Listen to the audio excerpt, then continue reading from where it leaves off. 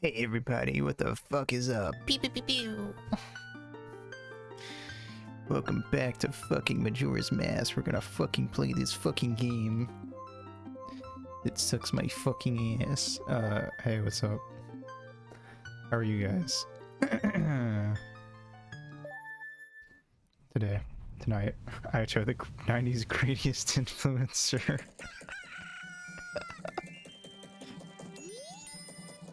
You just got fucking pranked, bro. Alright, I have made a list of everything that we need to get because it'll probably make things quicker if I have that. So, I'm going to do side quests first and then we'll go advance the story.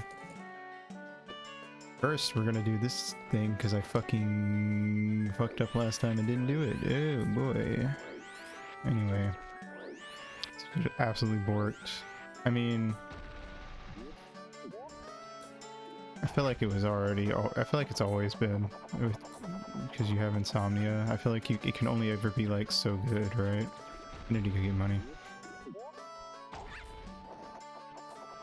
Just true. That's just like a general statement. It's not even necessarily about the game. I just give me more money.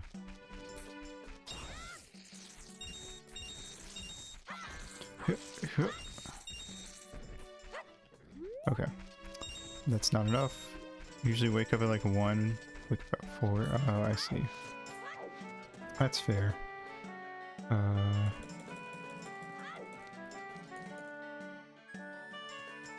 Yeah, I try to get myself to wake up around the same time every day, regardless of if I'm doing anything that day. Just because I feel like I just feel better. Like I feel like if I've got nothing going on that day, I like have to give myself stuff to do, or I'm gonna feel like shit. Why did I leave? I had enough money. That's just me. I know. I mean, I feel like that's not necessarily true for everybody. I'm not gonna say that everyone needs to do that, but for me, like, I will lie in bed all day. My day's been alright. Not too bad, not too bad. Watched Defunct Land on it was like, he has a lot of Disney videos, I've noticed. But he did one on like some party that it is good stuff, I agree. That like they threw when they finished Snow White, because like it was a big risk that the studio was taking. For those that don't know, I assume both of you have seen this video already, but interconnected in order. That's good to know. I should probably be watching it in order then. I didn't know that. I knew we had a lot of Disney stuff, but that's all I knew. Anyway, but yeah, that was interesting. Just like the way that like a lot of the animators like the whole thing with them like going crazy at the party because of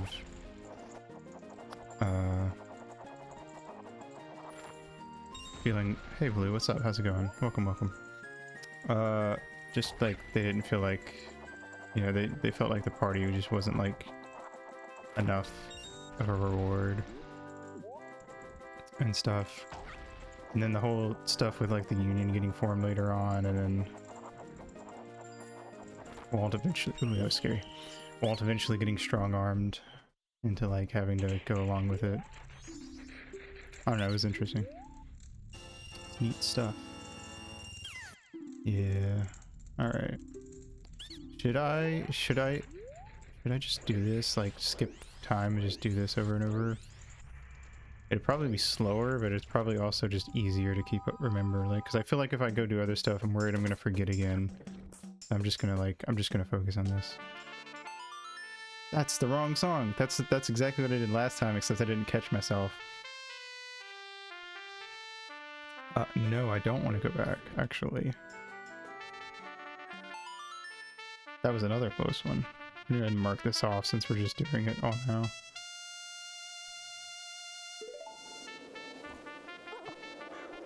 I'm gonna assume that it's not faster to go to the Scarecrow, just because I'd have to walk to Scarecrow. Or not Scarecrow, Granny.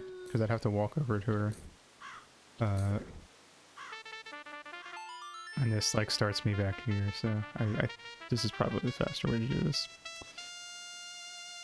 Yes, thank you.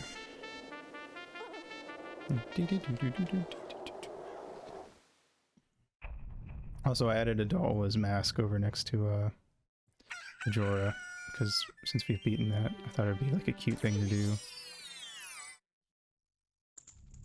Oop, okay.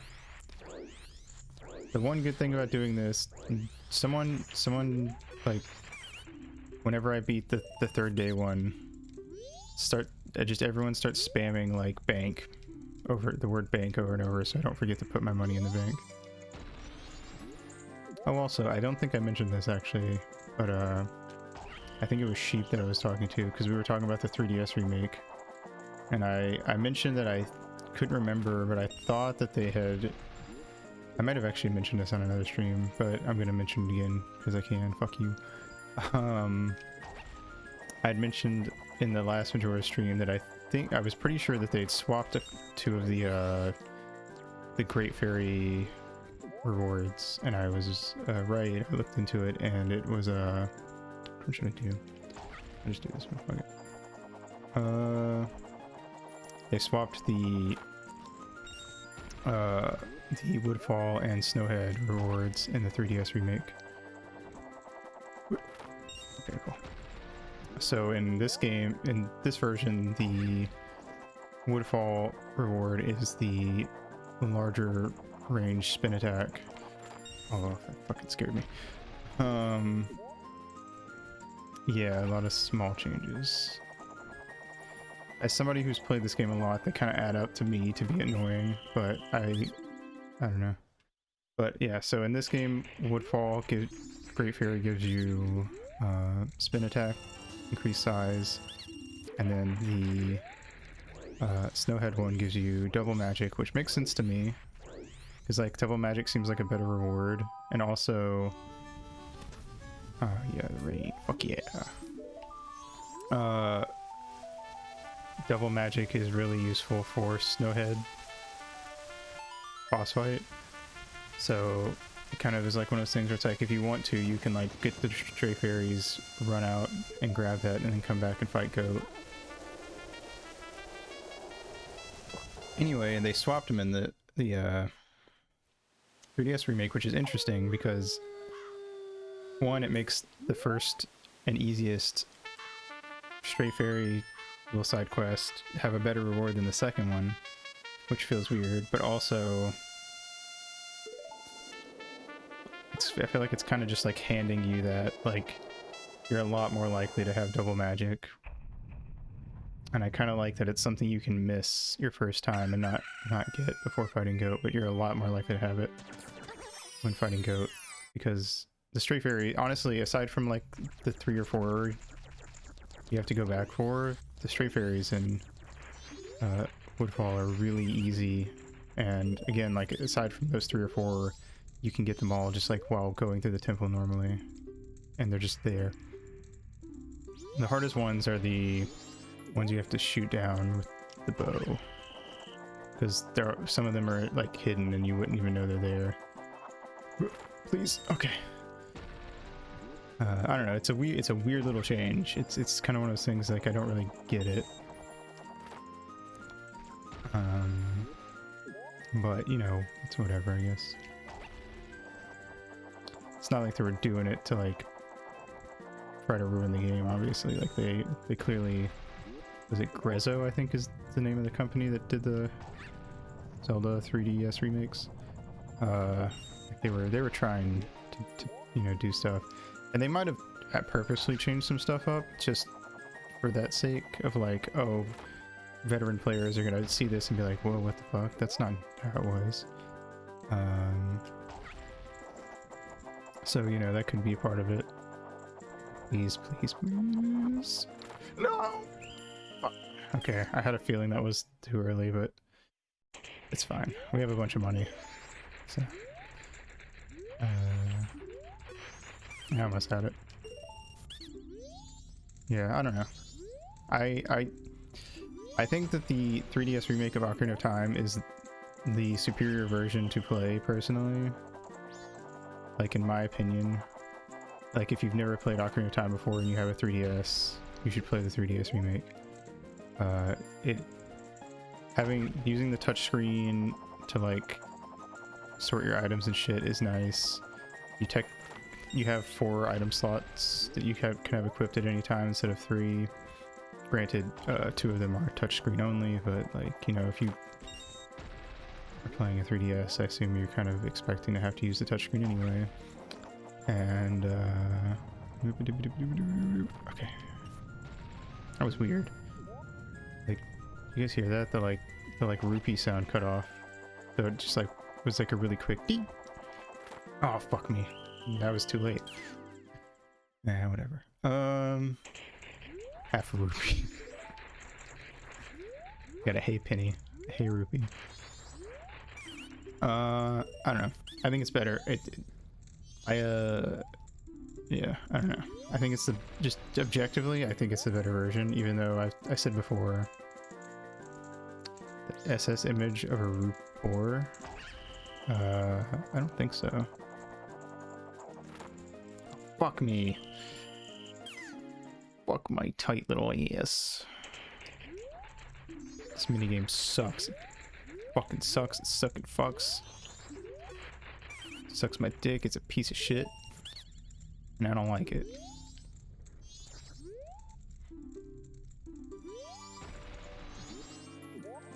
Okay. I'm gonna go for the green roop.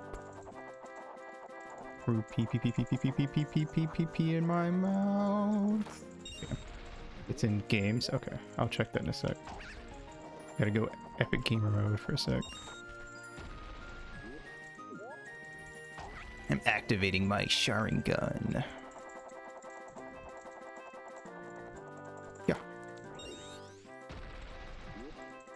Apparently you can only find them in a few of the minigames. I see. I've heard of that. There, I did it again. I've heard of the Rupors, and I might have encountered them in some like before, or at least I feel like I've seen somebody do it at the very least, but yeah. Okay, we're gonna wait for the blue to come around. Okay, that's hopefully good. I did it. I'm so cool. First try. All right, let's go to the bank. I didn't forget.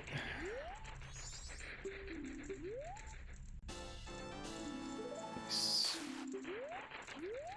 And they think that you're secretly a pro who is like, what, sharking? I think is what it's called, when you like pretend to be, like a noob to like swindle people. All right. I already have it marked out. Let me go check the thing. Games. Oh, yeah. Yep, I've seen that. I don't remember. I don't think we got any because I don't really do mini games. But I definitely feel like I've seen people like get those before.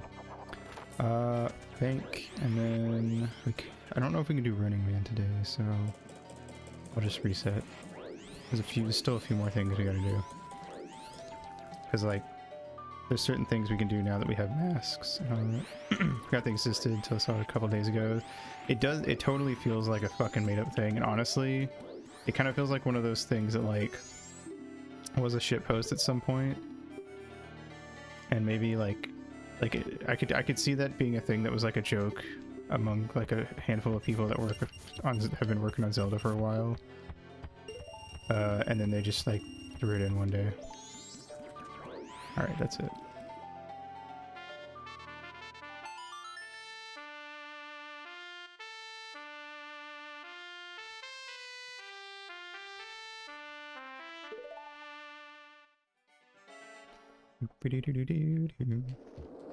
Yeah.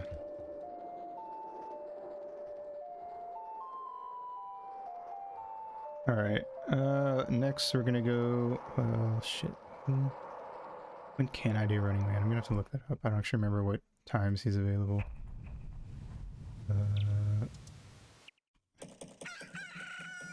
He's not. You can't go in there like all day. It's like in the evening or something. I'm just gonna pull it up on the Zelda dungeon. Heart pieces. Burning Man. Between 3 p.m. to 12 a.m. Okay, so I can just jump to the night. Okay. Alright.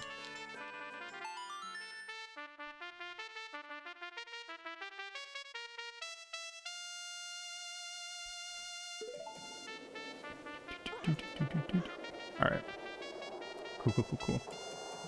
Easy peasy. Alright, let's see. Gotta put on my bunny hood.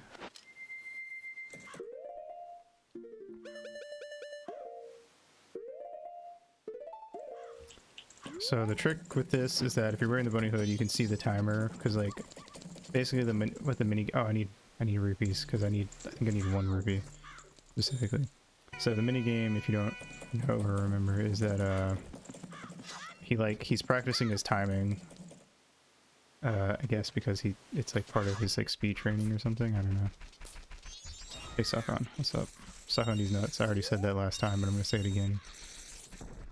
And he's like, you know, a little timer pops up. It's like it lets you hear the ticking. No.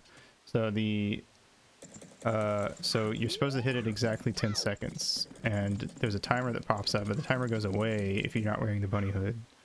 If you're wearing the bunny hood, it stays, so it makes it easier. Granted, it's still kind of annoying to do, and I probably won't get it first try. 4, 5, 6. Wow, those ears. Oh, they're fake. You startled me. Don't disrupt my training.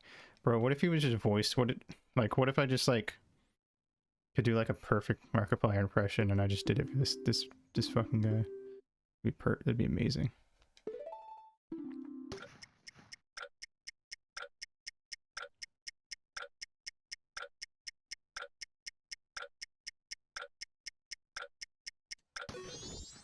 Time was 10:07.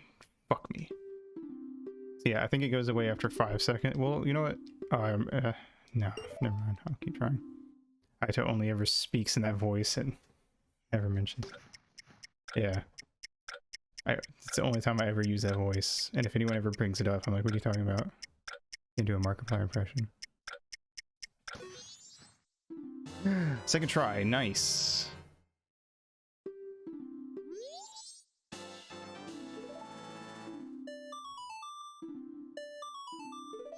Woo, pro gamer. Alright, let me mark that off. Alright, now we need to go get the Rosa sisters with Mara's mask. And then the only thing left for now... oh no, we have a couple more actually.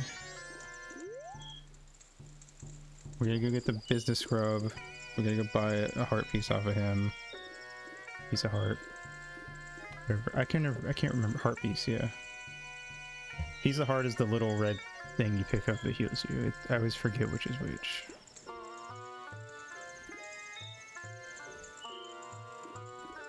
Okay. New dancing. I feel like I've told this story before. I'm gonna tell it again because I love being TMI with you guys. Scarring you for life. But this fucking... this part right here, when they call you master, the first time I played this game, it awakened something in me. They all taste the same. So true.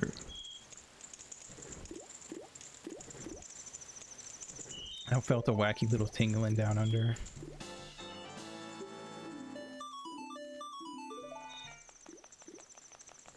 Yeah. Like, there's certain things that like awakened kinks in me where I'm like, there's no way that like the person didn't put this in because it's a kink thing. But then there's certain things where like they probably call you senpai because like of like them trying to translate something as like, or not senpai, they probably call you master because like they probably don't call you senpai because that wouldn't make any sense. But like I don't know. They probably call you something that would like roughly equate to like being a master or something. Or like a master of a craft or like a teacher. Sensei? Oh, I bet they call you sensei actually, or something like that. Maybe? I don't know. I feel like that one's debatable. Like I would be willing to bet that like I don't know if I could do, oh wait, I might sensu bean. Hell yeah. I feel like that one probably wasn't put in because of a kink thing, but it still did something to me. Now, if I haven't seen Peter Pan in a long time, but I'm pretty sure there's a scene where I very clearly remember a scene where Tinkerbell tries to go through a doorknob and gets stuck in the keyhole, and you see her fucking wriggling around, and I'm pretty sure there's at least like a second where it's from behind, and I'm just saying, man, I'm just saying. They knew what they were doing. Oh my god, what happened to the fucking... Yeah, we're not gonna worry about that. Official hardware. I saw into the void.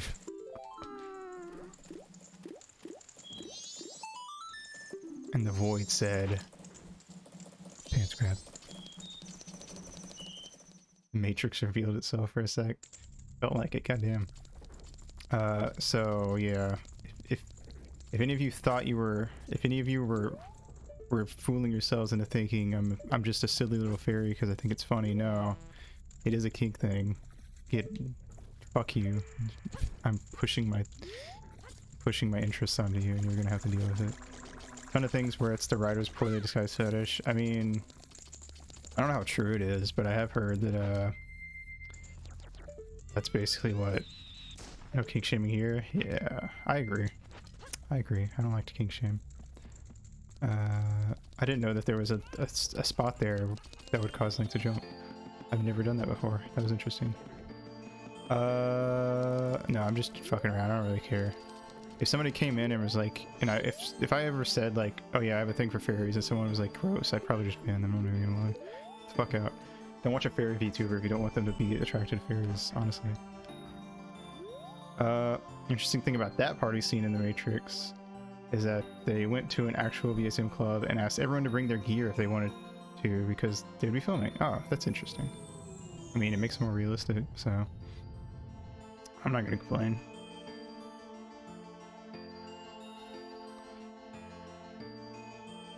And I mean, it's whatever.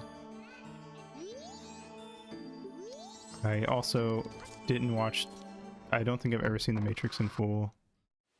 It's one of those movies that like I've seen the entire movie, but I've always seen it in like little clips. So like, if you showed me a scene, I'd be like, I've seen that scene before, but like I've never watched it from beginning to end. Granted, I feel like I'm on record plenty of times that I just don't watch a lot of movies in general. I don't really like sitting down and like staring at a screen.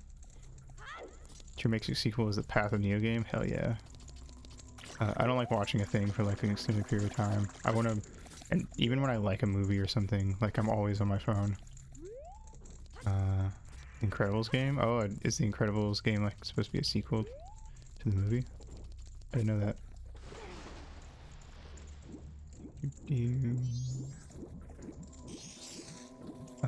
Oh wait, shit. I meant to check because I don't know if you can. Hold on, I need to check that actually, because I don't know if you. I can't remember. Please stop doing that. You're scaring me. Giving the Moon's Tear the business scrub. You do have to give it to him. Okay, I thought so. I was gonna check while I was over there, but I felt like maybe just to be safe, but it doesn't matter. So, boom. There's the whole movie, but doesn't end at the end of the first movie. It actually has its own unique story. Interesting. The whole Underminer thing. Oh, wasn't the Underminer like a really quick little bit in the sequel? Actually, I don't know if this is a hot take. I thought the sequel was pretty meh. Like it was nowhere near as good as the original to me. Like I don't think I would ever rewatch the original. Or I would rewatch the original. I wouldn't rewatch the sequel is what I meant. Yeah, it was okay, just not great. Yeah, I mean, it's fine. I don't know. I think my biggest thing is that, like, my biggest complaint is that, I'm also supposed to do Honey and Darling. I probably should have. Whatever. I'll just do that one thing. I don't like that. What's her name? Helen? Actually, I legitimately don't remember her name. The wife, Elastigirl. I don't like that she goes on like a very similar arc to what Bob did in the first movie. It feels too similar to me. Like, I don't know. It's kind of annoying when a story, like, okay, so it's not inherently bad. When two characters go on very similar things, because it can be used to like set up stuff for like parallels and things between the characters, or like highlight differences in how they act in similar situations. But I didn't feel like it was like, I didn't feel like it did really enough of that in that movie particularly. I agree that it was just made to, it was made to recapture the magic, and I think it was kind of just made because remakes are a big thing in the 20s. I mean, they've been a thing for a while, but like, I feel like, especially these past few years. Are there any good sequels you really like and thought they expanded? In terms of movies specifically, I don't know, because I really don't, I watch so few movies that like, that's hard to say. And games, books, okay, in that case I can say Majora's Mask I think is the better game. Granted, I totally get why people would like Ocarina of Time more. Yeah, no, I get you. I was just saying, I assumed, but I wanted to clarify because that was what we were talking about. But like, I don't even think I can watch, I can't even think of any movies I've watched that have sequels off the top of my head.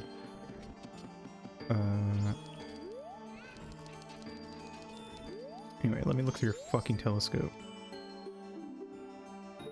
Okay. So, manga's tough because I don't really feel like mangas typically get sequels, but I would say Chainsaw Man, just because part 2 is like pretty divorced from part 1 in a lot of ways. Unironically, like the Angry Birds movie, but hate the sequel.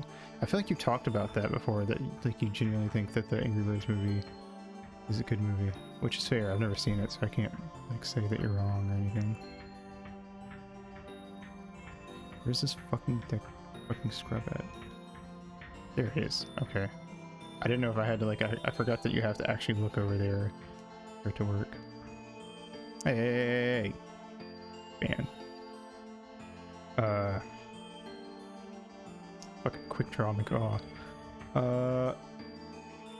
Where the sequel does the same thing the Wreck-It Ralph sequel does, where they set up the plot of the sequel to completely spit in the face character development. That's so annoying. I actually genuinely hate that kind of writing, where like,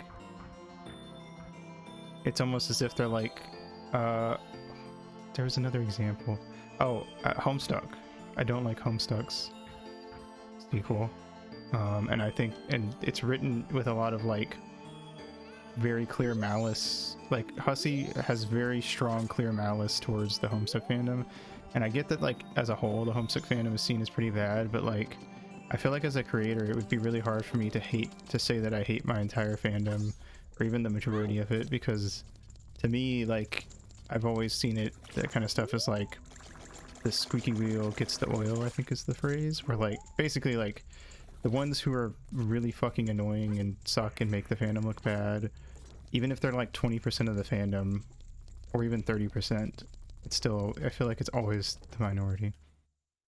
But like, I think Hussey really just kind of like seems to hate that Homestuck got, I think at the core of it, I think he hates that Homestuck popped off the way it did with like a teen audience after the trolls got introduced.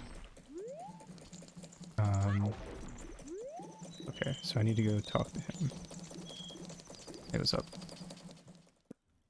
But I don't know, like if you, because when the epilogues first came out, I kind of actually liked it at first, but I liked it because I kind of had my fingers crossed that what Hussey was going to do was he was going to write the epilogues, and the epilogues were going to end on a huge cliffhanger, and it was going to like it spit in the face of like a lot of I think the epilogues really heavily just fucking like say fuck you to major, like me and Bear talked about it a little if you were there for that stream, but he really just kind of said fuck you to a lot of character development and stuff that was done in Homestuck proper, and that was like wrapped up and had a bow on it at the end. So at first I kind of liked it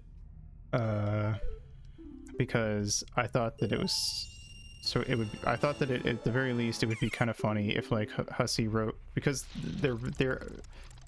so the first page of the epilogues looks basically like a it looks like an AO3 Archive of Our Own front page.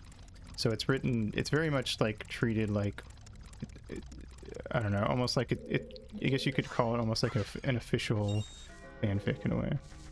So I kind of felt like if he had just done the epilogues, I could have enjoyed it, in the sense that like, even though it was kind of like a dick move, I think I could still like appreciate what he did with it as like a thing that was like, you want more Homestuck, here's more Homestuck, and it's just like the wackiest, craziest shit that like completely goes off rails because like where do you even go anymore? But then like now there's a Homestuck 2, although it'll probably never finish, but I don't know, it's just annoying. And he's like on record saying that his game that he wrote is like inspired by just like how much he doesn't like the Homestuck fandom. He views it as cultish, as he put it. Which again, I'm sure there are people in the fandom that are weird and cultish about it, but that is not the majority. Let's see. So I was like, imagine if Pokemon really had way more Gen 1ers around. Yeah. If there were as many Gen 1ers around as some people like to think that there are, I think that Pokemon would have gone in a different direction than it has gone, because they would have, a bigger portion of the audience would have been Gen 1ers, and they would have had to cater more to them than they already do. And I already think they cater pretty heavily to Gen 1ers. Like, we have a lot of Gen 1 remakes.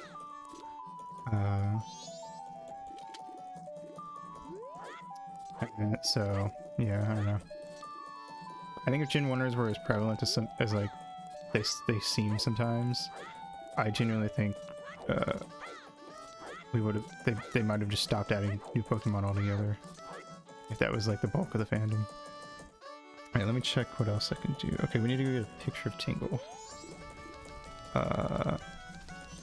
But yeah, so Homestuck is a bad example, but going back to good examples, so Majora's Mask, I think, even though it doesn't expand on the lore of so much of Ocarina of Time, it does add a little bit to like, it's like, okay, well here's what Link did after the fact, which is kind of fun.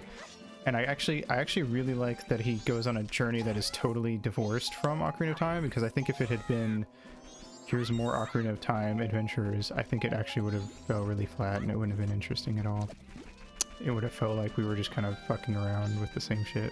Like, imagine if this game had been about, like, okay, we have to stop Ganon, but as kids this time, or something. Like, that would have been really lame. I don't know.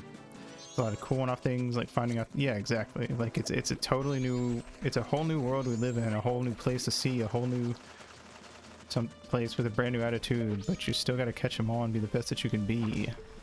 You know what I'm saying? You feel what I'm putting down? But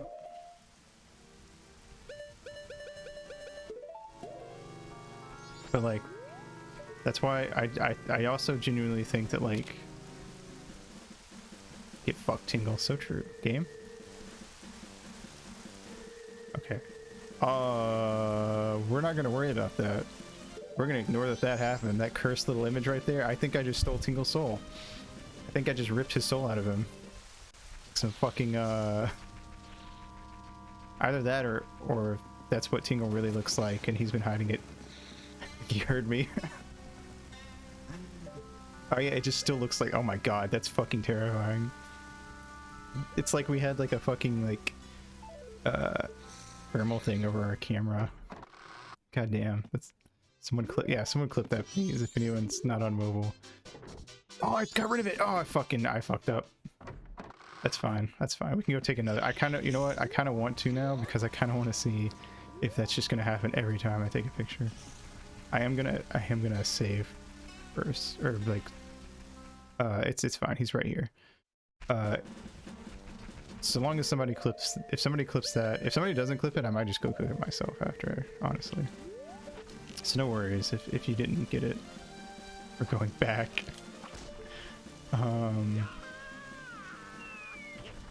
Okay. I'm gonna save state before because that scared me and I got a little worried. F5. Do you need a timestamp? Thank you. Thank you. Thank you. Working. Oh, okay. No rush, Melkor. Take your time. Take your time. Bam. It's doing it again. Oh my god, that's worse. Oh my god, Tingle, what are you? What kind of beast have we unleashed upon this world? Anyway. On the inside, Tingle is a RuneScape gnome. Oh my fucking god. So true, honestly. Also, I never got why this guy was Australian. That was weird to me. Is he Australian? I mean, maybe he's not actually. He says Blimey. Maybe he's. I always pegged him as Australian, but now that I have Australian friends, I'm like, I don't think I've ever heard one of them say Blimey. I think that's like a UK thing. Anyway, so for some reason, so Tingle is this guy's son, and for some reason, if you show him a picture of his son, he's like, yep, that's my son. He's like 35 and goes around dressed up as a fairy, and I'm not proud of him in any way whatsoever. Anyway, here's a heart piece. I'm not gonna get the heart piece up there. I'm gonna get all the Deku Scrub heart pieces in one go once we can do that. Picture of Tingle done. We need to go do the Termina Gossip Stone holes. Anyway, so going back to this, here's the physical manifestation of the love I once had for my son. Oh hell yeah, thank you, Melkor. I will put that in the end of year clip comp. Depending on whether or not V and I get any clips on Monday, that'll definitely be at the end, but it may potentially be like the last one. Oh god, I didn't mean to do it. I'm sorry. Oh no, I don't like that. I don't like that it does that. This is like some fucking Lovecraft shit. Can I do it every time? I guess. Should we just start taking pictures of stuff and seeing what happens? Lenses of Truth camera. Oh my god. That Goosebumps book with the Phantom camera. Say cheese or die. Yeah, that's some classic shit right there. And god, I remember Goosebumps like actually freaking me out as a kid. Where's the... I can't remember where some of these are. They're like weirdly placed. Also, it's weird that that emote didn't, or maybe it worked for you. It didn't work on my end, which is weird because like you literally just use an emote. It's probably just Twitch being stupid though. It does that. You read a lot of Goosebumps stuff. Yeah, I did too.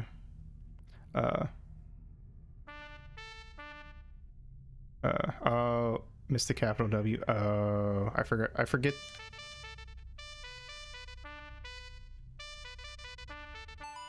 that they're case sensitive. And then later on I realized I'm not really a horror fan. I'm not super... I feel like I've talked about that. I don't... What? Come on. I kind of... I don't want to get too far off because I do want to talk about the... Photograph the day. Oh my god. I will.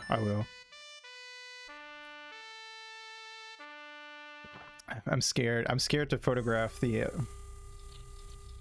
fucking mass salesman. I feel like I'm actually gonna like unlock a creepypasta. Anyway. Oops, wrong button. Get away. Song of Storms, dude, would also be... Oh my god, yeah. We can do all of them in one go when it's nighttime. I'll skip the night after this, just don't let me forget. Anyway. Do I have bombs? I need bombs. I do. Cool. So anyway, about Goosebumps though, like it genuinely scared the fuck out of me as a kid. But yeah, I'm not really into horror. I think I've talked about this a little bit, but I actually, I hate explaining it because I feel like most people's response when I say, oh, I don't like horror because I feel like it's dumb and not really that scary. I kind of feel like it's one of those things where like it's just one of those things where like no matter how you word it, it's gonna come across like, okay, yeah, man, whatever you say, fucking baby. Because like I feel like I jump scared really easily, but I never find jump scares to be like super satisfying. And I feel like most things that rely on like if there's tension building and you get jump scared, then all the tension goes away and you kind of, it's hard to like continuously be scared. Handle Bug Snacks. Bug Snacks was evil. Bug Snacks is the type of horror that I like. I like body. I feel like I've mentioned this probably, but I like body horror. I think it's one of the more interesting types of horror because it like plays on like the sort of like pre-established. I like body horror, especially when it's like subtle, just like people with arms that are just like a little too long, or like their face is just like a little Videodrome. I have not. Is it body horror? Should I check it out? I'll write it down or something. Oh yeah, cool. I'll write that down real quick.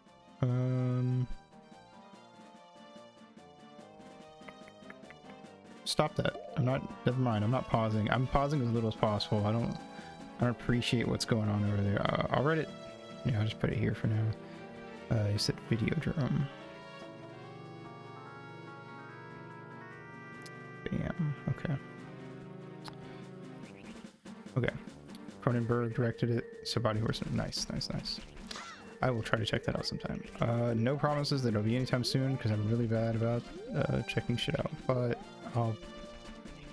I'm one of those people where like when people like Joaquin can attest to this, he'll like recommend something to me. So there's like three options when you recommend me something. I'm either like, fuck you, I don't want to. Now that you've recommended it to me, I don't care about it because I definitely am the type of person where like if I hear something get talked about too much before I've had the chance to check it out myself, I will just like, I'll be like, never mind, I don't care. I've heard about it too much. I've lost all interest. And for a minute I thought maybe I shouldn't be like that, and then I changed my mind. V, I know you're the same and I love you for it. Also, hey, hypes up too much. Yeah, it's just there's a certain point where it's just like I'm not gonna be able to enjoy it at this point. So I for a minute I tried to like be like, oh, I'll check it out anyway, but then I was like, nope, fuck you, never mind. I'm just gonna be petty. If I hear like more than like 4 people talk about a thing, it's done. I don't care. Never touching it. I'm really glad I started reading Chainsaw Man before the anime came out, because I was reading it like literally the week it came out because I already keep up with Shonen Jump, and I'm so glad that I found it then, because if I had heard about it now I would have been like, nope, don't care, not gonna touch it. It's why it took me so long to read One Piece, because I'd heard too many people talk about it. But also I kind of have a weird thing with that. So like, if you've ever read or even like seen Fairy Tail, you'll know that the Fairy Tail author has a similar drawing style to Oda. Oh wait, I've already been in this one. Where did I miss the last one at? Fuck, I gotta find it. I'm done. Oh fuck, I don't remember. Anyway, so I read Fairy Tail, or I read the first chapter of Fairy Tail when I was like 14, and I fucking hated it, and I stand by that now. I think Fairy Tail's garbo. There's like one arc that I like in the whole thing.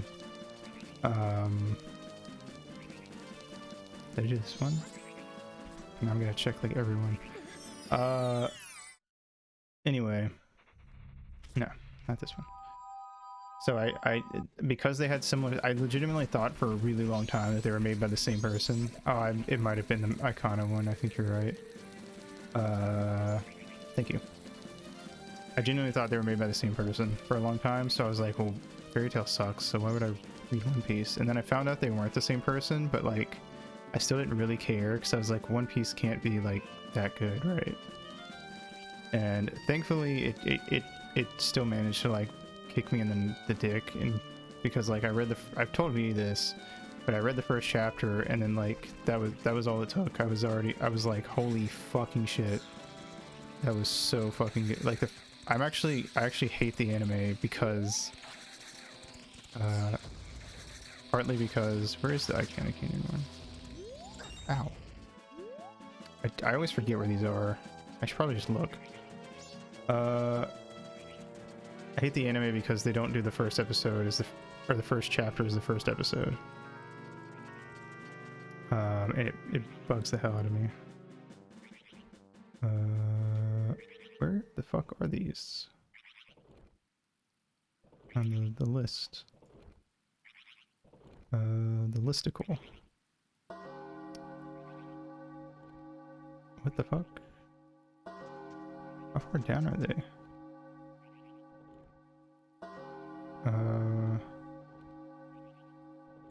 What? Wait, why are they not? Hold on. Let me like gossip. Oh, there it is. Okay, it doesn't show like a picture of the gossip stone in the thing, which is weird. Northeast, North Clocktown before the snowy area. West Clocktown is a boulder between the entrance to the swamp and Milk Road. Oh, that's where it is. That's the one I always miss because it's like way out there. That's the Iconic Canyon one up there. I always think that this one here is because it's in the grassy area, I always see it as the Woodfall one. But that one always throws me off. Anyway, I remember now.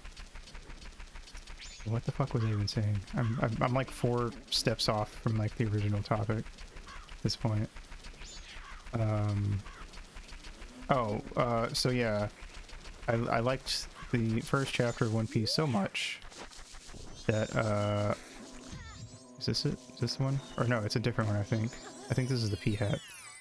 I liked the first chapter so much I was literally shaking when I finished reading it because I was so excited to like read more, which I've never had ever from like a first chapter.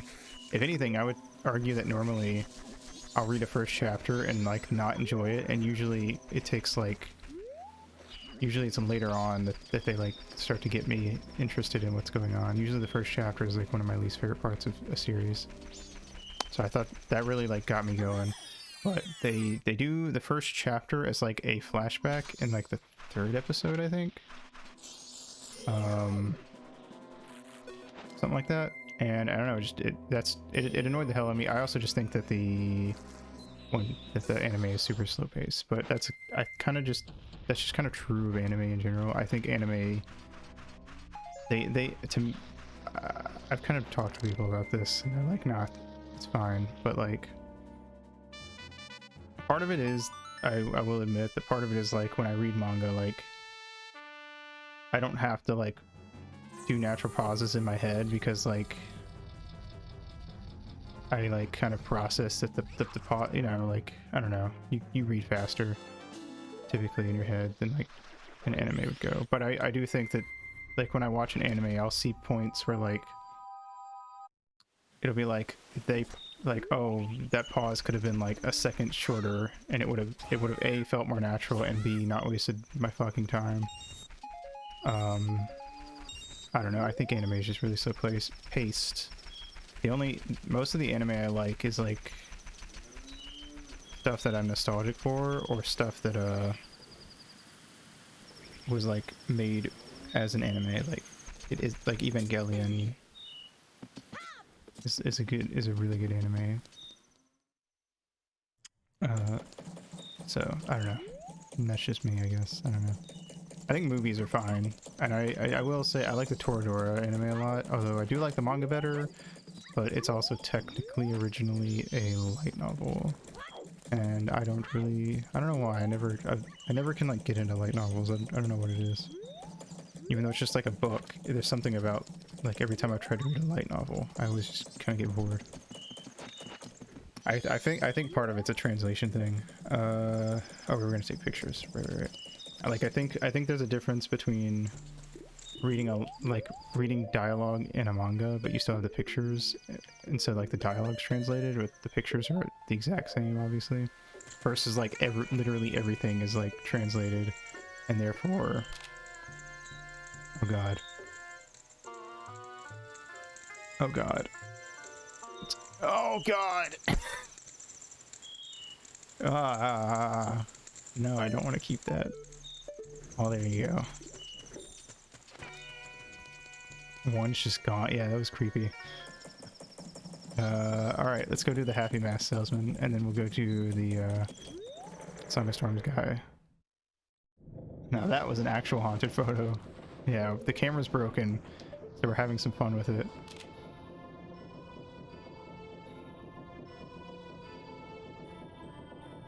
This is what the camera does. Oh my god, the fucking mask being like this black void.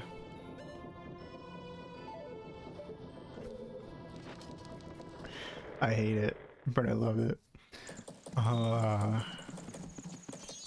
Anyway. So, yeah. I think I also, like, I was thinking about this earlier and I was like, oh my god, the moon, you're so right. I think I would actually just say, I think I could fully seriously say that I think manga is just my favorite, like, medium. Like, more than games or anything. Even oh my god. I don't know. Like, there's just something about, like, all the music stops. Yeah. That's evil. That's really evil. This thing is cursed. Where's the moon at? Okay, I gotta get a good spot for the moon. Get a good angle. Let's get over here. I don't think there's a bubble up there. No. Yeah, I don't know. Anyway, I just think the manga, to me, it's very unlikely that I'm gonna like an anime version more than the manga version. It's gonna drown any minute now. Oh god. Oh god. Okay. Interesting. The fact that you can still see, like, that it almost looks like the expressions changed. Like, he has, like, the upturned eye. Is that that's Vebe's baby.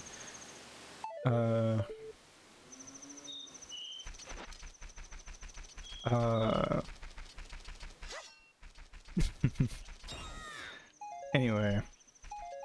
So going back to horror, Soda Poppin' 2. Soda Poppin' Jr. Oh my god, hold on. I've never noticed you can see, like, lights poking out from the buildings over the wall. I've never noticed that before. That's wacky. No, you learn something new every day, kids. Okay. We did that. We need to do the shooting galleries, and we need to do Honey and Darling. So we'll go to the shooting galleries first, and then we'll have to reset time to do Honey and Darling. Okay, so going back to horror, a big thing I have about horror, though, is that I think horror is better when it's like, it's the kind of horror that makes you go, that's pretty crazy, instead of like horror that's like actively like in your face, like, you know. I think that kind of horror gets old really fast. Like, existential stuff and like body horror is my favorite type of horror. My problem with existential horror is when they try to, like, when there's a monster who is like an existential creature, but then because they feel like they have to have some sort of, you know, act 3 act structure, they start explaining the monster at the end and then they ruin it. Shout out to all the old Twilight Zone would be fucked up at exact, dude, that kid. Yeah, then they show the rubber exactly Melkor. You get it, you get it. I gotta wait for this to open, don't I? Oh no, it's open. Okay, I might have to concentrate because this is And the Mouth of Madness was great until they showed. I haven't seen that. But yeah, you should never show your unspeakable horror. I actually think that horror is one of the few things that I would say is best in like a book, or I would say music and books are the best way to convey horror.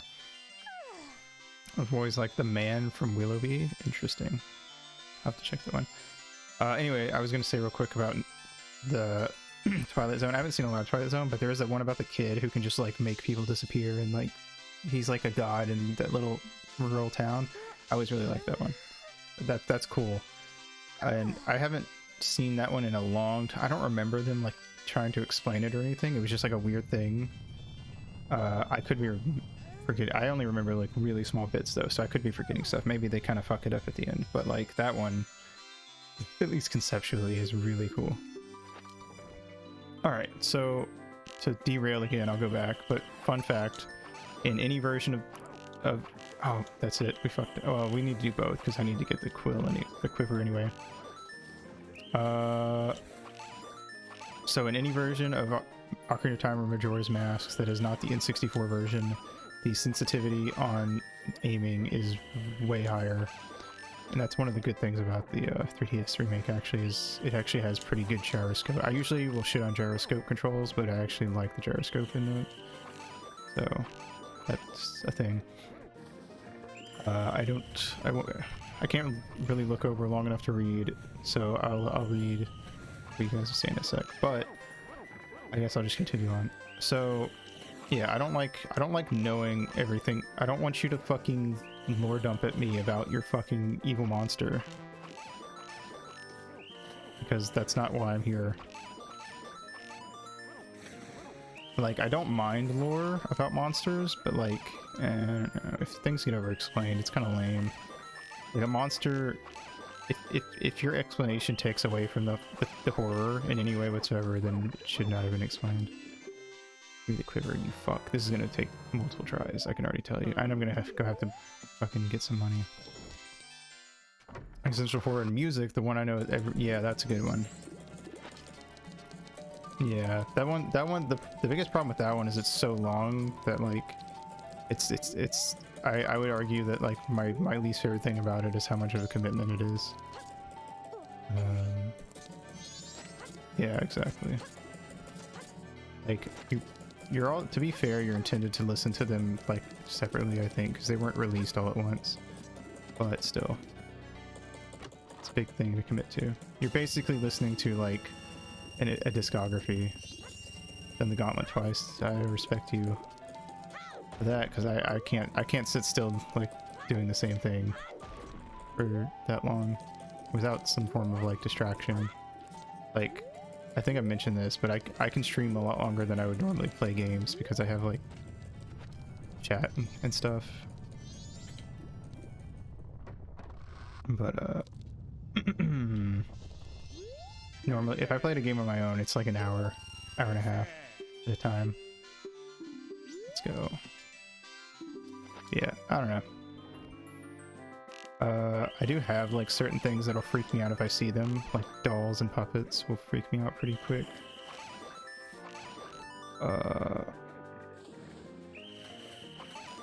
Although I feel like I've developed like, I wouldn't say that I am inherently attracted to dolls, but there are like certain dolls and certain media that like really pique my interest, quote unquote.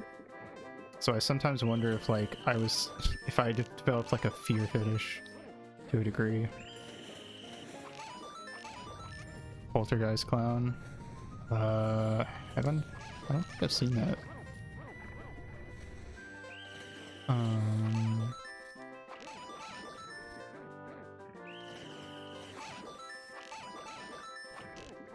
Oh fuck.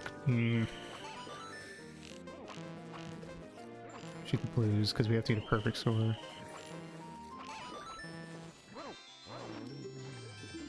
Ugh.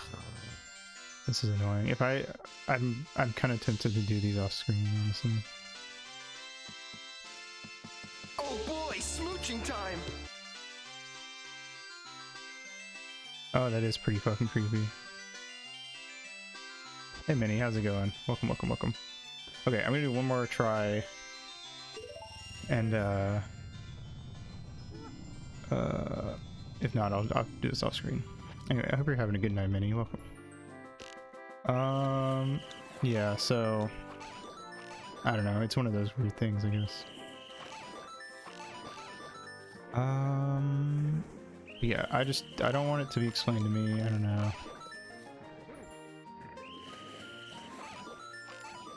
I think certain things can be explained to a degree and still be scary. But there's like a certain everything that's scary has a certain threshold where when it goes beyond that threshold of knowledge, like it stops being scary. I think most things are scary because you like can't fully comprehend or understand them.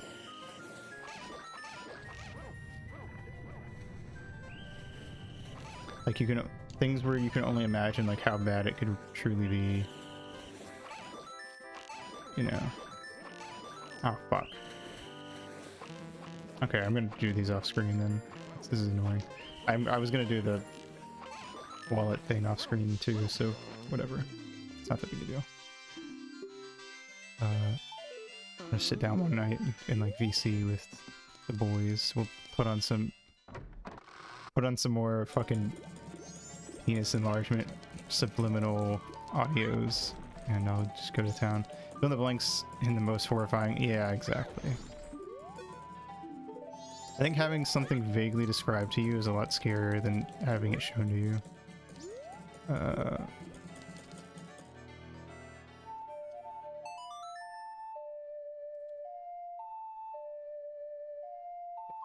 Because once you show it, there's at least gonna be a decent percentage of your audience. No, I'm with my boys. There's gonna be a good percentage of your audience that goes, "Oh, I'm not scared anymore." Also, to go back to jump scares, I think anything that relies heavily on jump scares, once you get jump scared like the third time, you just kind of like stop caring.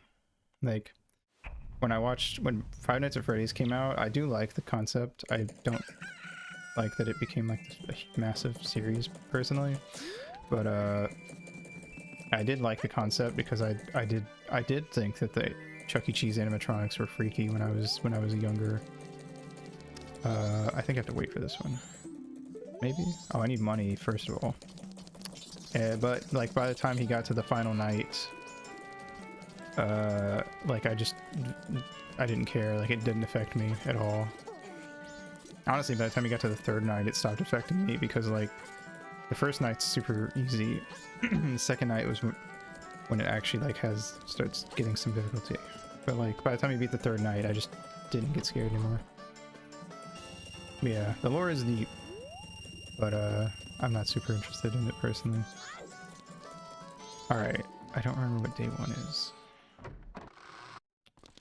It is the shooting one. This is the easy one.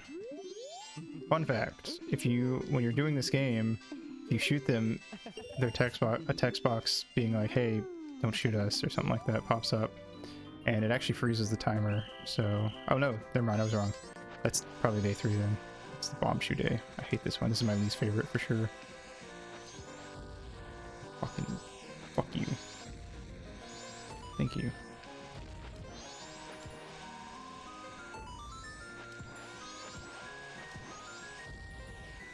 Try not to lag the game. Bomb shoots are just little guys. They sure are. They're little guys. Oh shit. Nice. Pro gamer. Oh fuck. Pro gamer. Okay, maybe not so pro. Oh fuck. Just little guys. It's their little birthday. It's their little guys and their silly little beds with their silly little plans. Come on. Oh my god, we're gonna fuck this up, aren't we? Oh my god, it's getting so close. But it's not getting there. Oh fuck. Okay. Come on. Ah. If that had been like fucking 4 pixels to the left, we would have gotten it. Alright. You fucking motherfuckers, stop making out. I'm literally like 12. Granted, I've seen horrors beyond your wildest imagination, but that doesn't excuse any of this. See, I can get the first few and like, okay, I didn't think that one was gonna hit. I get the first few, like, and try one now that I'm like sort of readjusted to it, but oh fuck that one. Once it starts speeding up, oh god.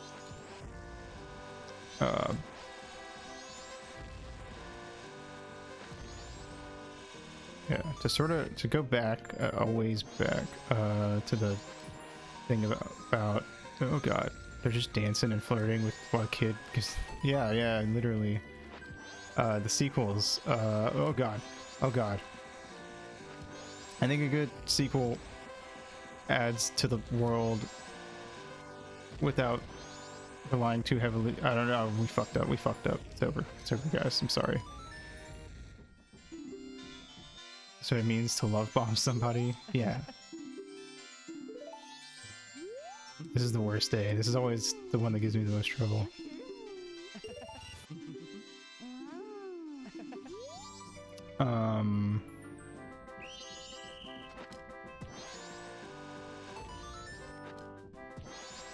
Hand a mouse with the population bomb move. Oh my god. I'm gonna draw that. It'd be good fan art.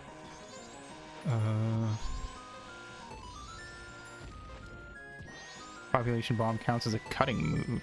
Okay, interesting. Doesn't sound like one, but you know.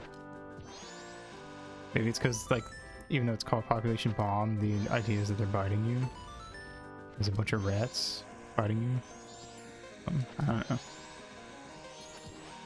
I'm not the Pokemon lore expert. Something like that, yeah. Okay, oh, I did it. Nice.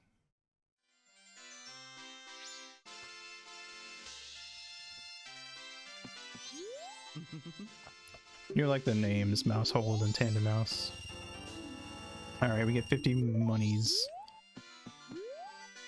Let's come back tomorrow.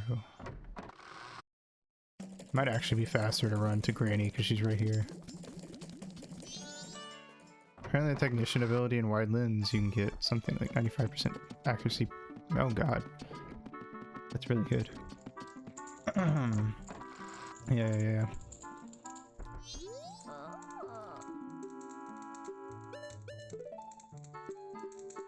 Okay.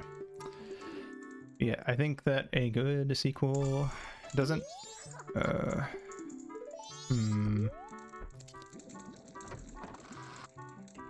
feel like it should be able to stand on its own, I think, is a big thing. I don't think it should... maybe that actually might even be like kind of a hot take, but I think a good sequel is like something you could watch, and even if you're like confused about certain bits where they reference the first thing, I think you should still be able to enjoy it without having seen the first thing.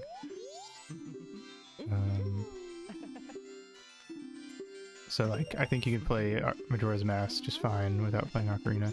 Granted, I think Majora's Mask, like, mechanically feels like it's like designed around like the idea that like you already have like a grasp on the controls and mechanics.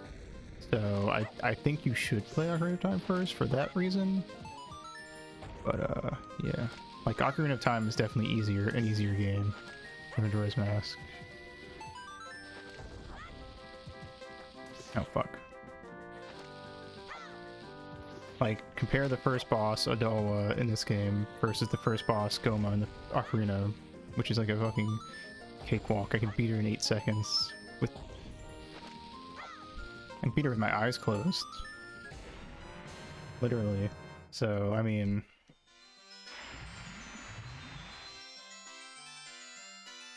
I don't know. But, like, I mentioned Chainsaw Man, and, you know, I won't go into it because spoilers, but... I think part 2 of Chainsaw Man, if we were to count it as a sequel, which it kind of sort of is, kind of not, it's in like a weird space where it's like a sequel continuation.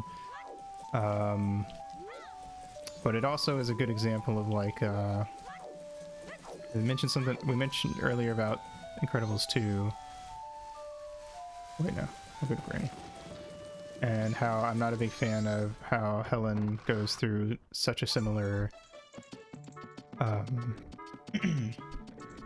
arc to what Bob did in the first movie, because I don't think it adds a lot. If anything, I think it kind of takes away from stuff that was set up in the first movie, like arcs the characters went through. But I think that Chainsaw Man Part 2, which does a similar thing where we see another character that gets more focused in Part 2 than Denji did. They're kind of like the new protag, but only kind of. It's kind of weird. I can't really explain it unless you've actually read it. But like if you read it, you know what I mean. But yeah, I don't want to risk spoiling anything. Okay, this one's the easy one. Because you can spam the shit out of it. Anyway, like I was saying earlier, if you shoot them, the text box pops up and it stops the timer, so you actually can get like extra time if they're in your way.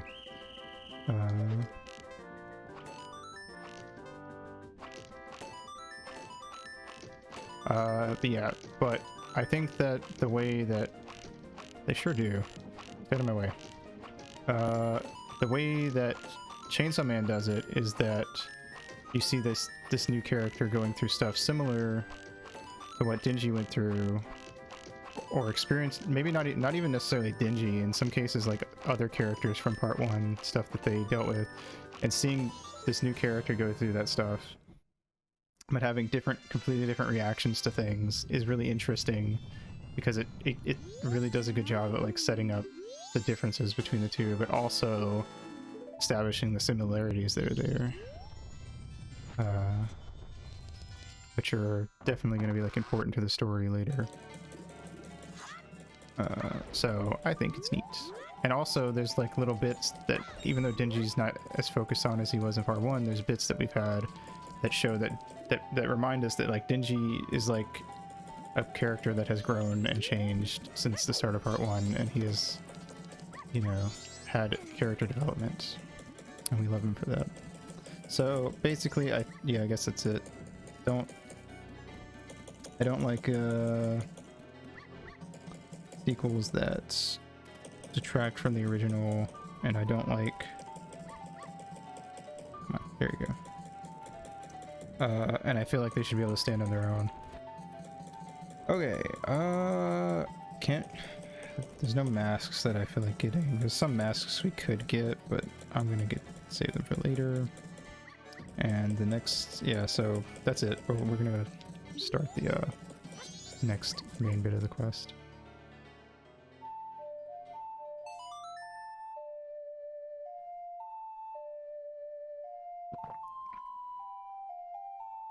I think in terms of video games especially, I think a sequel should be like it should only be like loosely connected.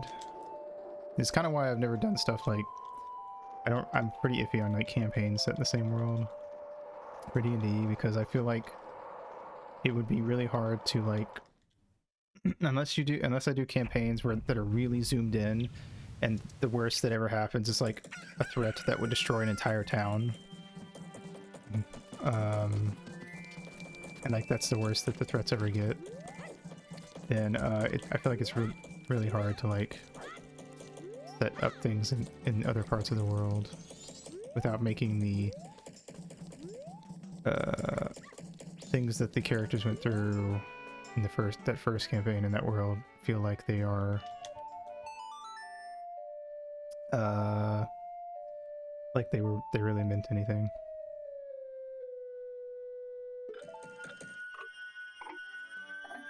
And I feel like D&D, especially when you get past, so like when you get to the double-digit levels, it more and more leans into like really high stakes, wacky shit, because your players have like such crazy abilities that like putting it's kind of weird and difficult to put them in low stakes situations, you know? Like when you're you got a player that can cast fireball like 10 times a day, and you want to put a threat in front of them that's like, you know, a problem. It can be hard to like consistently do that, without it being like something that's able to come in and like wreck their shit, presumably. Oh, die. You definitely have to rely really heavily on... Why am I over here? What the fuck am I doing? Really heavily on... trying to do non-combat encounters and stuff, but like... Even then, you kind of have to be ready. Even an enemy that's like exclusively meant to be like a combative enemy, that enemy has to be like prepared to like take a fireball to the face, because if your players get frustrated, there's a good chance that they will just try to blow them up at some point. And that is something that is just like a legitimate thing you have to keep in mind as a DM. If your players are level 12 and you want them to deal with like a noble who's like doing some fucky shit, but you don't want them to have... Yes, exactly. I definitely think my group is the type where there's always one person ready to throw hands in any non-combat scenario. Like the second that somebody pisses them off, there's going to be somebody in the group that goes, fuck it, I'm killing them.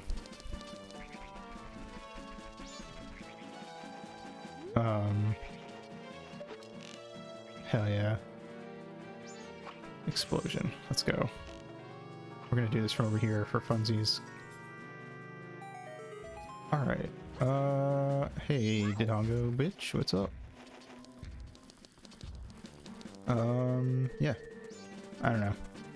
So like, if you want them to deal with a noble who's like up to some fucky shit, but it's like a situation where like they're not really combating the noble, they're doing it more through like roleplay. You don't want it to just be some guy, because there's always the chance that they will eventually just go fuck it and try to snap the dude's neck.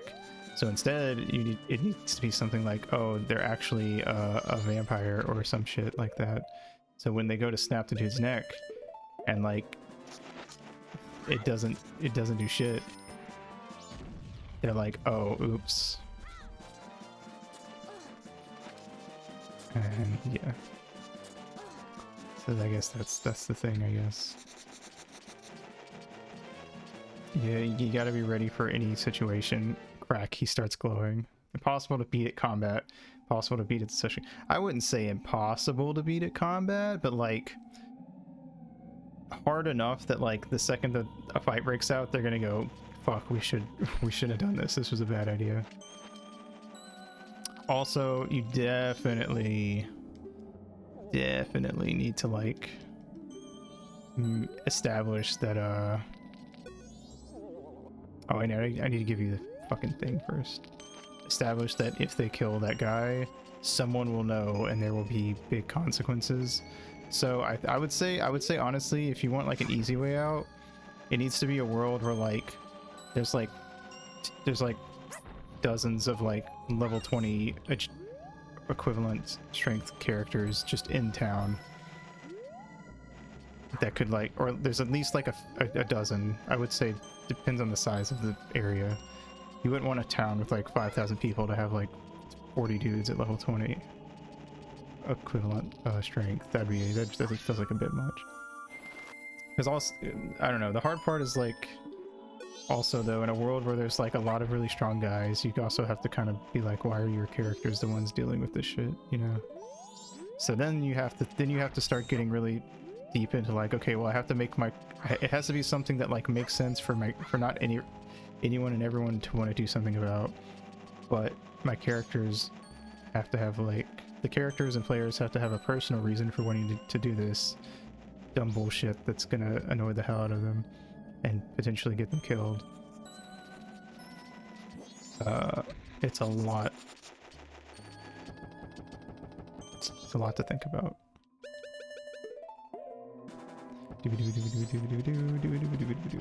Also, sometimes I'm gonna be honest, I feel like there's mixed opinions on this, and this might be a hot take. I think sometimes you just gotta be like, you just gotta drop something in front of your players that's like, you can't, like, there's no walking away from this.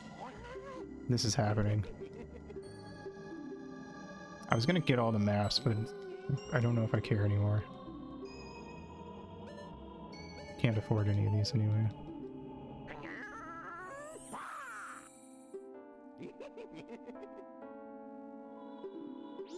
kinda. There was like a guy, there was a video I watched one time where somebody talked about like basically the idea that like sometimes you just need to have a building explode, like metaphorically or literally, depends on the situation, but like sometimes like your players just kind of need like that very direct, obvious thing to be dropped on them. And I guess you could make the argument that like even then they technically have the option to walk away, and then they'll hear you say, "Please don't go."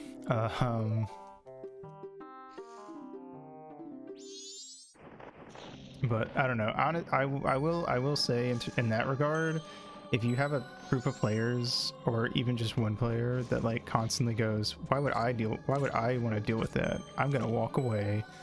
Fuck that person. Fuck anyone who does that. Like, just because like it's D&D. I don't know. It's a fucking, you don't sit down to play Monopoly and go, I have to pay you my money? I'm not gonna do that. I'm just gonna keep playing the game and not give you my money. Like, bro, it's fucking Monopoly. You have to give me your money. You laid it on my space. You know? Like, I've played with that guy who, every time the party gets to a town, they hide in the woods and they go, I don't go into town. I stay in the woods and do my own thing. And then they like aren't, but then they'll try to do the thing where like when something interesting's happening, they're like, oh, I'm there now. No, you aren't. You're out in the woods. No, but like I showed up for this because this is cool. Shh, fuck you. I hate it. I hate it. I don't care. I hate it. Don't be a dick. That's what my character would do. Yeah, but the DM made stuff for you to play with, engage with it, or don't be in the group. Yeah, there's definitely like a certain thing to that. So like I think that, and I think most teams would agree, even though like the whole it's what my character would do is a meme. Like that is a genuinely good thing in like certain scenarios. Made the mistake of not forcing the players to have good motivations for being where they're. So my thing with my group, and they're pretty good about this now because we play together, they just kind of know, I think, inherently. They're also like pretty good sports. I think they just kind of inherently understand the idea that like I don't mind if like once in a while your character goes, this is too much, I'm not dealing with this. You know, I've had that happen before, and I was like, that makes sense. I think that's a very fair thing for your character to do here, so I'm not going to stop you or get upset about it.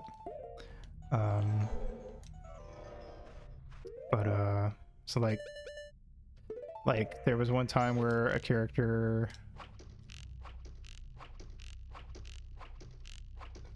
fuck are you?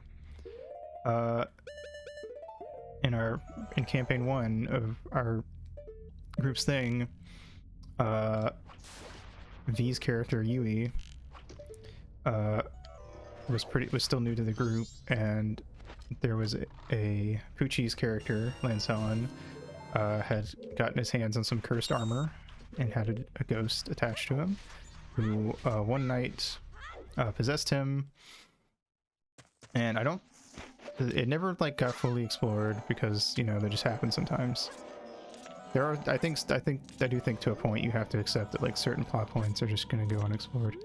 But granted, it was also kind of sandboxy at the time, so I wasn't really worried about it. There were a lot of plot points that I had ideas for, but they weren't like, I didn't see them as necessary, so it was whatever. But anyway, the ghost was killed by one of the nobles in town who was a vampire, basically. That's why I used that thing earlier. Oh god, please stop freaking out, camera.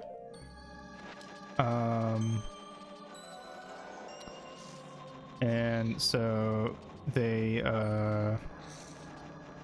possessed Lancelin, and they were like basically going to use his body to go get revenge, which would not have worked at all. But you know, it was set up so that like I think Yui, because she was new to the group, she was actually like sharing a room with Lancelin at the time. So like she just straight up like was there when he like got up and like got his armor and shit on, and then went out, like wasn't responding or anything, all that fun stuff. Anyway, so they went to, the whole group went, I think except for like one person, I think someone in the group I don't remember who, but I'm pretty sure at least one person in the group wasn't there. I think it was Joaquin's character Scabrous, because he was also new, and he was like off doing his own shit. He actually ended up breaking into that vampire noble's house and almost got caught. Well, he did get caught, but he like got away before anything bad happened, and he never went back. But it was kind of a funny moment from my end, because I was like, you're like, he was like level 5 or 6, and I'm like, he's alone with the fucking vampire lady, and he might get himself fucked. And if he hadn't gotten away, I was gonna have the vampire lady use him for her own evil machinations, and that would have been its own plot point. But he got away, and that the vampire lady kind of ended up being a moot point. But it was cool. It was whatever.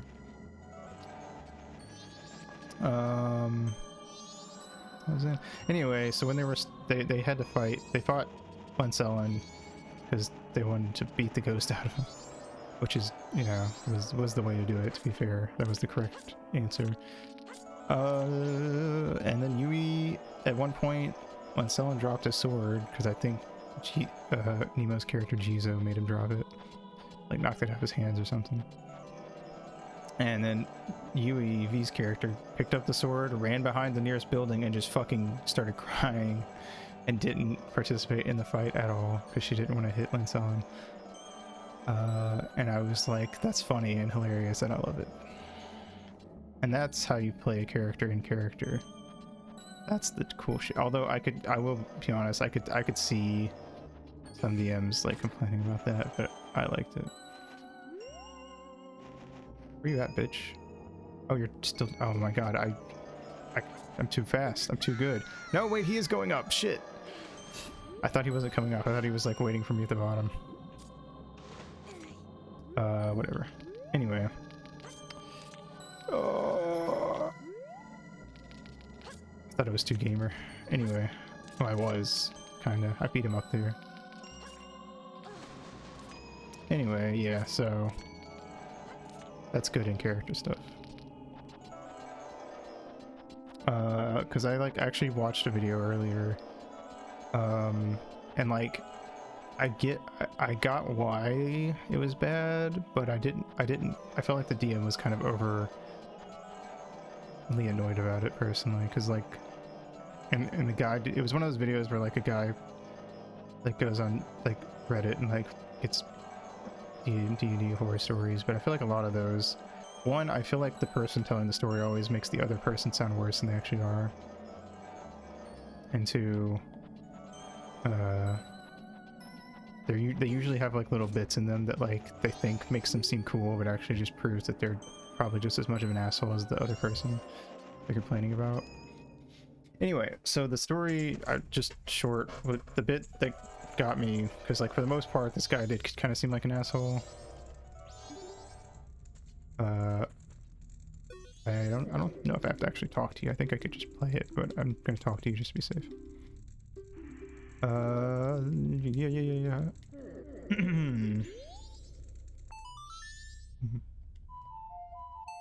Yeah. Okay, anyway, they were in a like a little dungeon, and they had to do like, there were 5 rooms and they had to do 3 of the rooms to get out.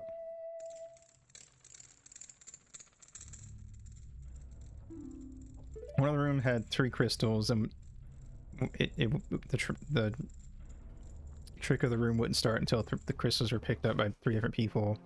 And then the rogue, wizard, and someone else had a crystal each, and then they were each cursed, and it was like the curse goes away when you figure out what each of the curses is, and it was like a little puzzle thing they had to figure out. And anyway, after they figured it out, the rogue was like, I don't want to put the crystal back, because like apparently they had to put the crystals back to get the key, because they had to get like 3 of the keys from out of the 5 rooms. There were 5 keys, they needed 3 of them to get out. And he's like, no, I want to keep the crystals, like all 3. And the DM was like clearly really annoyed that this guy wanted to do the whole I'm a rogue, I want to keep the shiny crystal thing. So like, to me, like the fact that the DM didn't immediately go, like the DM clearly designed it where it's like, oh, you have to put the crystal back. But like, I feel like the DM should have immediately gone, oh, this guy wants to keep the crystal. Okay, yeah, that's fine. I don't care. It's just, it's not worth anything. It was a one-shot too, so it really didn't mean anything at all. He should have just let the guy keep the crystal. But the DM was like really mad that this guy wanted to keep the crystals. And he wouldn't let the guy keep the crystal. And he was like, no, you have to put it back to like get the key. And he like the guy wouldn't back down, the DM. And then the rogue wouldn't back down either. The rogue was like, no, I want to keep the shiny crystal because I like shiny. So it was kind of like a thing where like, I kind of agree that like, I kind of do feel like the rogue should have, when the DM was like, no, put him back. The rogue should have like, after a certain point, should have stopped protesting and should have been like, okay, fine, if I can't take him, I'll put him back. Like, I just thought it'd be funny. But I also think the fact that the DM like was so like, fuck you, you're not allowed to take this crystal in this one shot where like they don't even mean anything anyway. It's just like a random crystal that does nothing. I don't know, the DM, I just feel like the DM was being a dick, honestly. Like, let him have the crystal, who cares? It's not gonna ruin your campaign. Or it's not even a campaign, it's a one shot. It's not gonna ruin your one shot. Oh wait, we need to go use on this. Because I actually need to go talk to the kid first. I don't know. I thought it was dumb, personally. Like, I do kind of feel like the rogue should have backed down, and I think he did eventually, to be fair. But like the way it was described, it made it seem like he was really like trying not to have to back down, like he really wanted to like stick with it. But that could have been the DM writing the post, like, over-exaggerating. I don't know, I think the DM was kind of a douche about it, personally. Like, it's whatever. Like, because, like, the DM was like, and the guy reading the video were both like, oh, this rogue's an asshole. He's, like, dragging this bit out and, like, keep making, you know, the session go over time. It's like, all the DM had to do was go, oh, yeah, fuck it, you can have the crystal, I don't care. And then the rogue would have been like, ha ha ha, shiny, I have crystal. And then the game would have continued. Like, who fucking cares? I don't know. It just felt... It was dumb. It was a dumb thing. It felt like the DM was getting mad over nothing. Like, I do that shit all the time where, like, my players will be like, I want to do this. And I'm like, I had not even an iota of my brain had ever considered you doing that. But do it. I don't go for it. I don't care. Fuck it.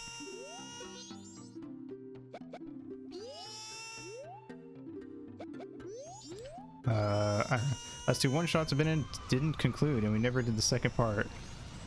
See, that's my thing, is rule of cool is a big thing, but like, what I think people forget about rule of cool is that this also applies to, if this doesn't conflict with like major, like, there's a difference between like,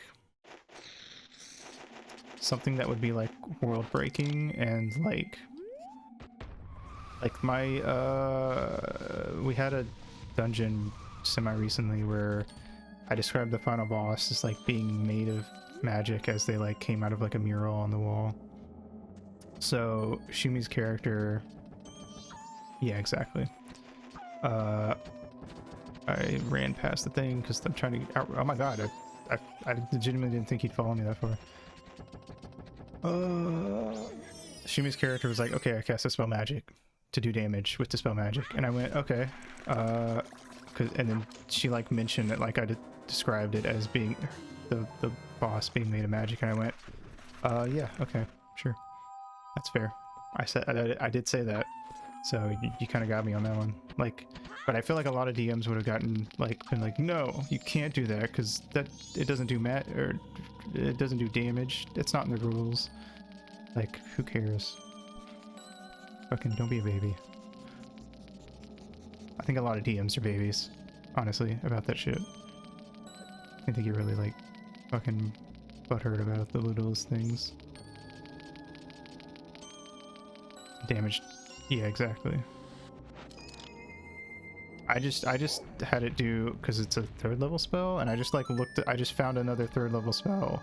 It was like, it does this much damage.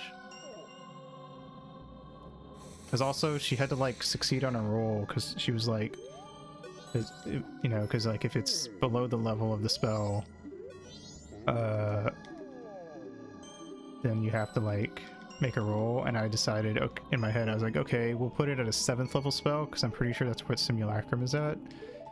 And I was like, this is this I guess this would be like a similar type of level of magic, so fuck it, it's level 7, you have to roll a 17 or higher, and she got it like Simulacrum's 8th. Oh well, who cares, it doesn't matter. Point is, she had to roll for it and she got it, and I think that was fair, and I think it was a yeah, it was a neat thing.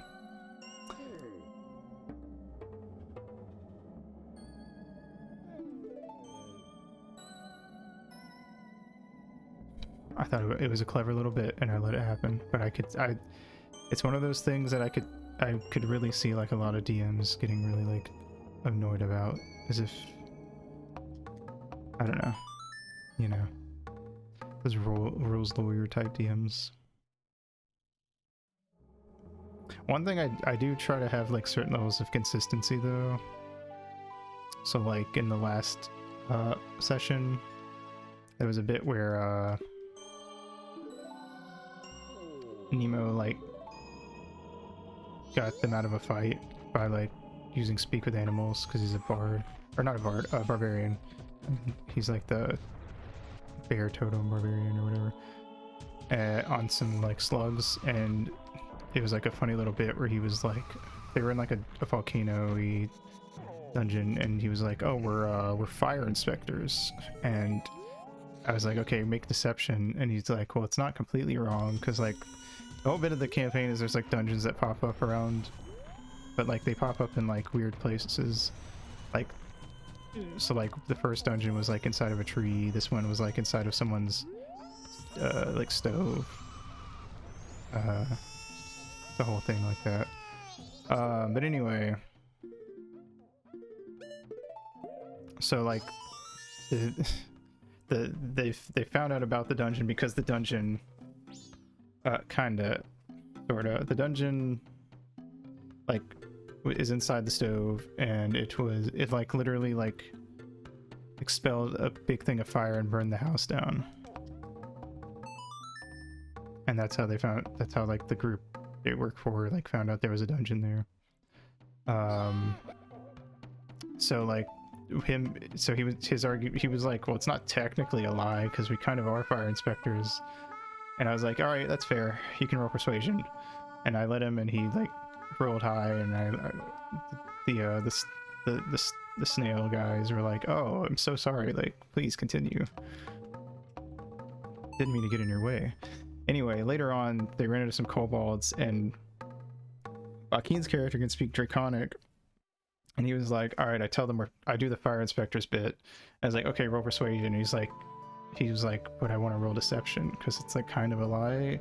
And I was like, no, Nemo did it as persuasion earlier, so you have to do it as persuasion now.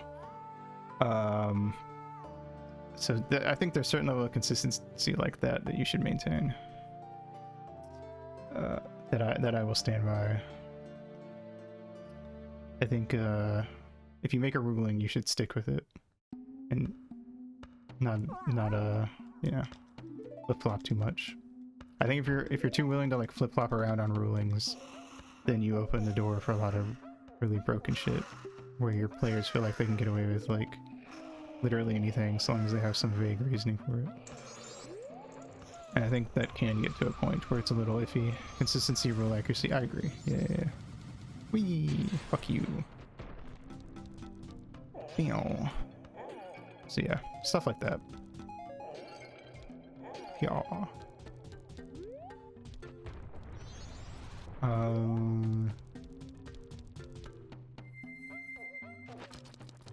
Also, sometimes if your players correct you on something and they're right, then they're just right and you just have to deal with it. Don't I feel like DMs like I've definitely seen DMs get mad when players correct them on stuff. But like, sometimes you're just wrong, man. Like, you're just a guy, you're just one dude. It happens. Like, it's not that big a deal. Eee.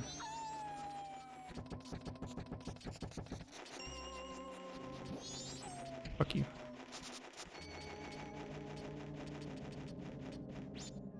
I don't know. I think a lot of players can be really annoying. I've played with some really annoying players, but I've also played with and seen a lot of stuff about really annoying DMs, and I don't know. I feel like the biggest thing, the biggest root cause of it is usually just like people being way too focused on what they think is fun, and not considering what would be fun for everybody. Brother and his friend's D&D campaign, partially because I knew a lot of people. I have never a mean DM. I try to be nice about everything. I feel like there's no point in like fucking being a dick about it. I don't know. I've definitely had times where I've like been like, all right, bitch, fine, fuck you. I'm doing this then. But I feel like it's always no. Yeah. It's usually pretty tongue. The worst I do is I'll make characters that are like actively like, this character is here to actively annoy you, because I think it's funny. But I just do that already, so that's just me normally. I just say shit to annoy people. So I don't feel like it comes out. I feel like it's expected. They know me. They can probably hear my like shit-eating grin in VC as they're like trying to deal with this person. Anyway, especially because you knew a lot of the rules. Snowhead throws down phone, jumps on skateboard and breaks it. Can answer questions. Interesting. How did that campaign go? Did it go all right, or was it shit?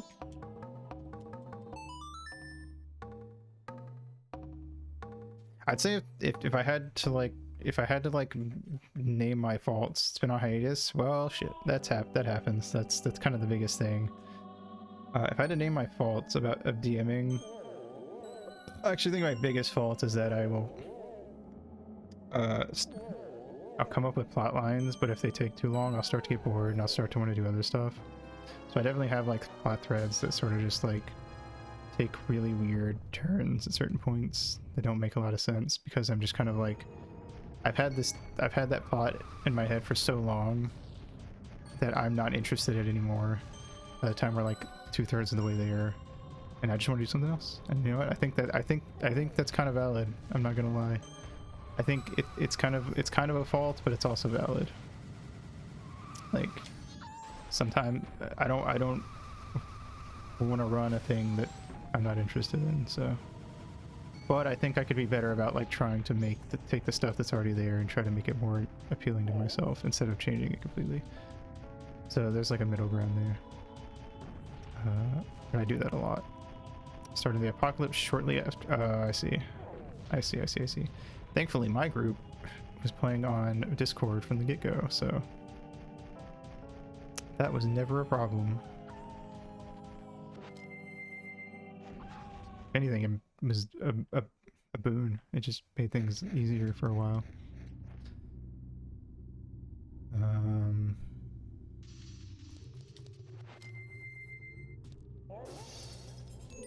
Yes, I know. Welcome to the second dungeon. Woo! Excuse me.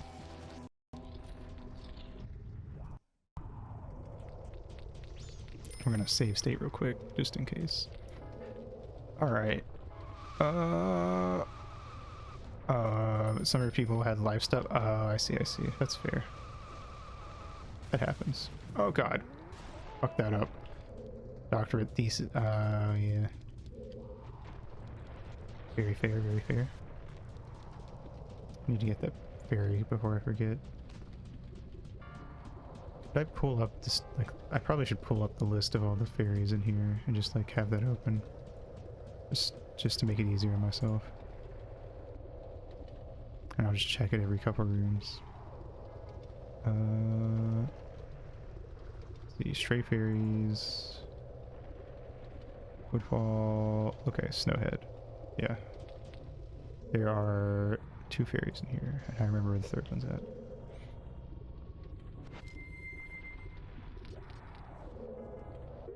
Wait, are there 2? Hold on. In the Freezard room along the eastern wall, you can shoot it with an arrow. Oh, wait, I think I know where that's at. Don't do that. Stop that. First of all, put this over here.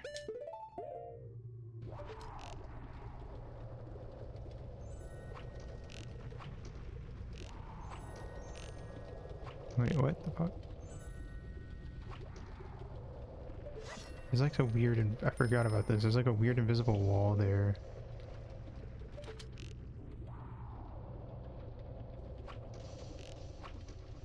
Do I have to shoot it from below, maybe? I don't really understand why that's there, but it is. Come on. What the fuck? How do I get that? I know you can shoot it.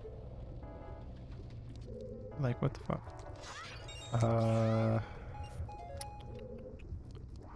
Arrow-proof bubble. Yeah. Maybe I have to. Maybe you have to get it from the other side. That's weird. I forgot about that. I do remember that being an issue before, though. I don't really get it. That almost feels like it's not intentional. Yeah. I mean, we've had like, we did have a campaign that stopped for like personal reason stuff. But yeah. I'm sure they're all fine and nothing bad happened to any of those characters.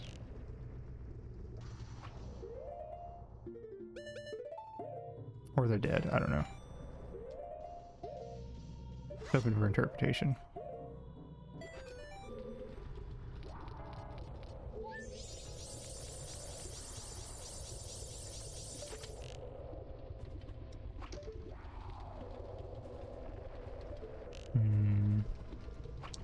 Yeah, see, I can hit it from up here.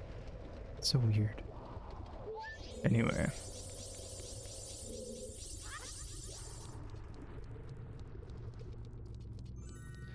I think you're just, yeah, done. Easy peasy. There's another one in there, but we gotta go back for it later. Yeah.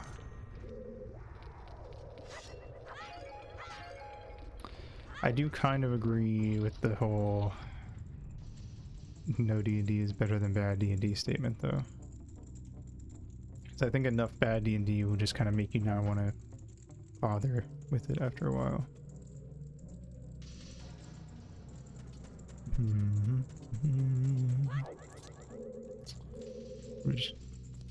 I need to go in here? I don't remember. I think it's kind of either or. Yeah. Oh no, I think there's a key back here actually. Let's grab that shit. I may as well move this all the way over here.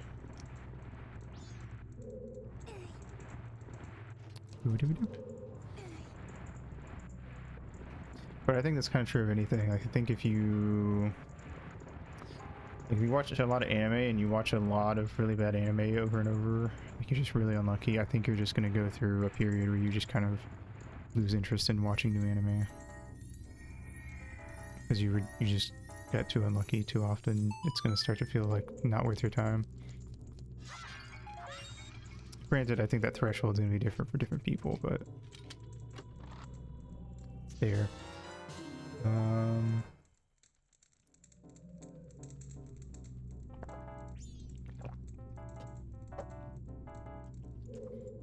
Alright. It's the stray fairy up there, but I can't get it, so technically, if I really wanted to, I could just like not even do this dungeon right now, because I can use Goron to get to a lot of places that I'm not technically supposed to be able to get to. And you could go get do a bunch of side quests that I'm not supposed to be able to do yet. And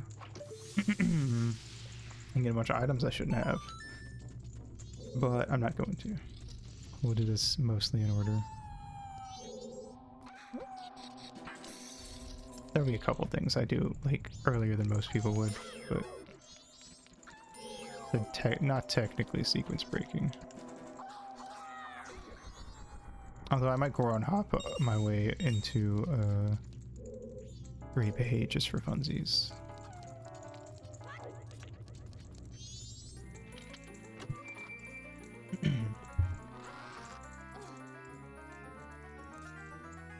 You got the compass. Compass. Epic. Alright. Where's the shit? Oh, we can't even do this yet, I don't think. Yeah. Cow healing scene's worth using skips to get too early. Yeah, kind of. It's not like we're... I don't know. I'm not gonna worry about it.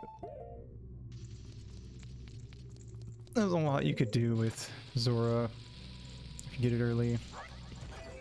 But, yeah.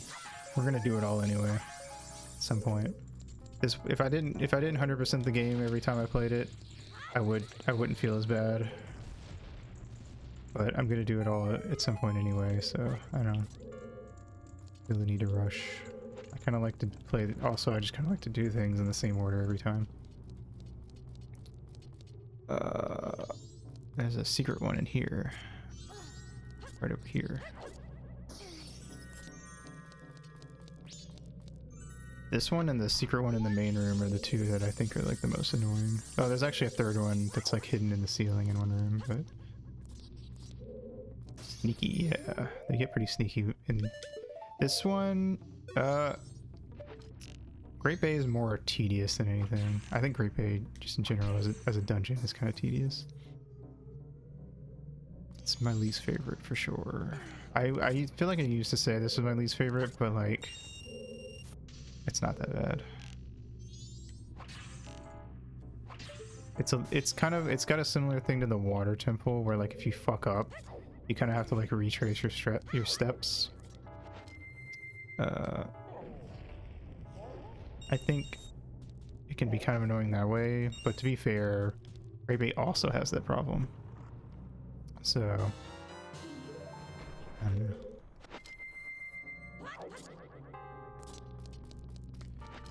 I feel like I might have missed a thing, but not 100%. I could just be like imagining it. This one's up here. And obviously, you know, that's covered up. It's pretty obvious on like an emulator that there's something there, but it's not as obvious. It might be fairly obvious on like the switch port or something as well, but not as obvious when you're on the original version, to be fair. Because I never like when I first played this game, I didn't know where the areas were.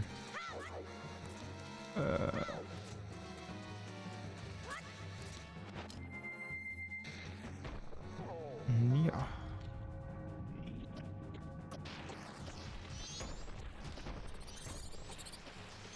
Wrong one.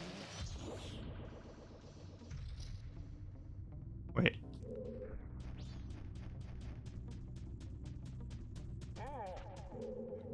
Not right. Oh, I think I have to lock this down, yeah.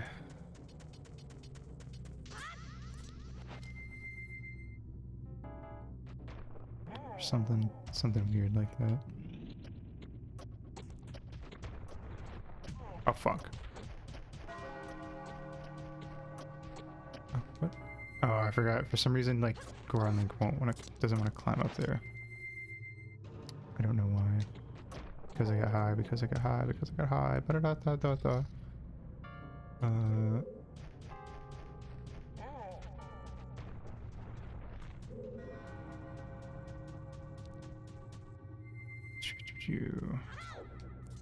Yeah.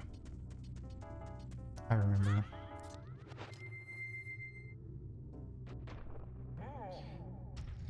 I was gonna say, oh, I was gonna, so like, I don't think we're gonna get to it today, but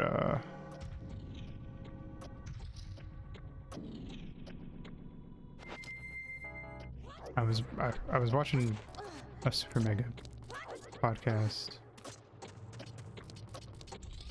and they were talking about UFOs and like the declassified stuff, and like about like, you know, what UFOs might be. I fucked up, and yada yada yada, all that fun stuff. Kind of interesting. I don't know. I don't really have that much of an interest in space stuff, but I agree with Matt, what Matt said about basically just being like, it's probably just some weird thing that like we're not even close to being able to understand, and it's probably not fucking aliens. But I don't know. What do I know? I'm just a fucking PNG on your screen. Oh boy, the smartest move any extraterrestrial life made was actively avoiding us. Yeah. Agreed.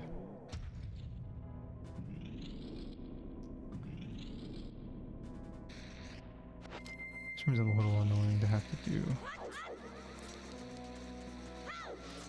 Just because taking the mask on and off is kind of tedious. I don't know. I don't know what it is. I'm not gonna try to pretend that I know what it is, but I just don't think it's aliens. Alright, good night, Melkor. Thanks for hanging out. Sleep well. Mwah. But I've never really been interested in like space stuff in general, so I think even if we figure out what it is, I'm probably not gonna be like that enthusiastic about it. I was just like, okay, cool. I guess we know what that is now. The most I'll do is if we figured it out and I was still alive and it wasn't aliens, I'd be like, see, I told you guys it wasn't aliens.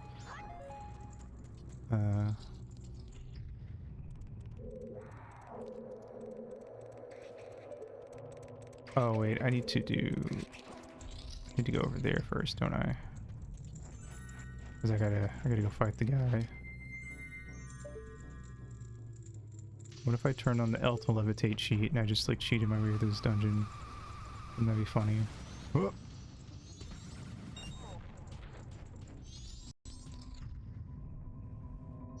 I was trying to take the mask off before he popped up.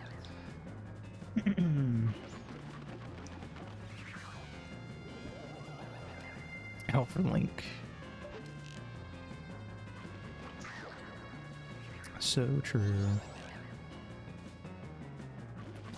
I always thought this was a really weird design because this guy's a Wizrobe, but he looks nothing like Wizrobes in other games. So, I mean, it's kind of neat that they went for something different, but normally they're more like bird people. Try to target him so I can like make sure I'm 90% sure he's Wizrobe. Yeah, okay, I just want to double check before I like went on a thing about that. Normally they're like very bird-like. Well, there was some shit, they were annoying. I say bird-like, really they're only bird-like in like Wind Waker, I'm pretty sure. But I don't know, he doesn't look anything like any other incarnation of Wizrobes. So it's just it's an interesting choice for sure.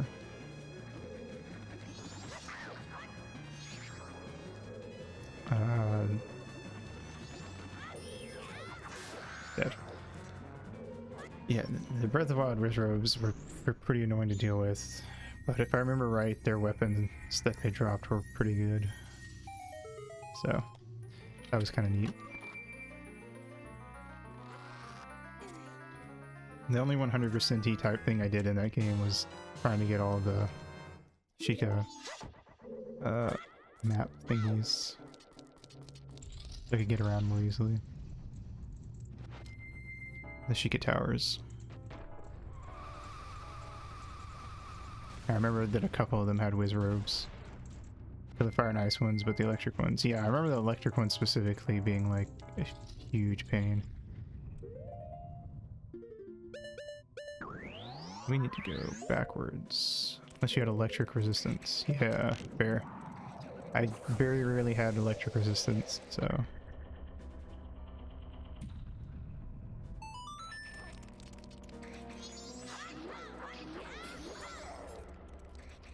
Alright, let's go grab this ferry up here.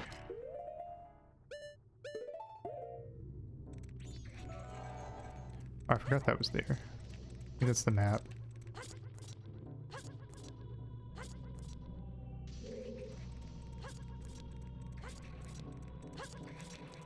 God, this is so fucking precarious.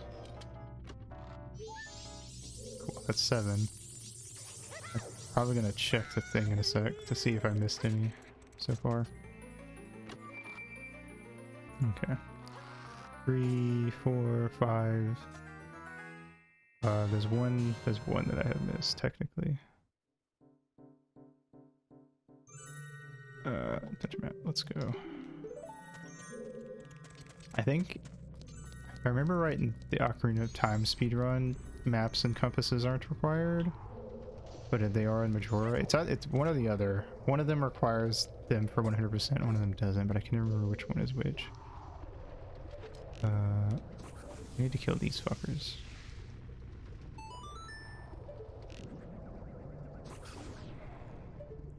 Just gonna go beat the shit out of these guys.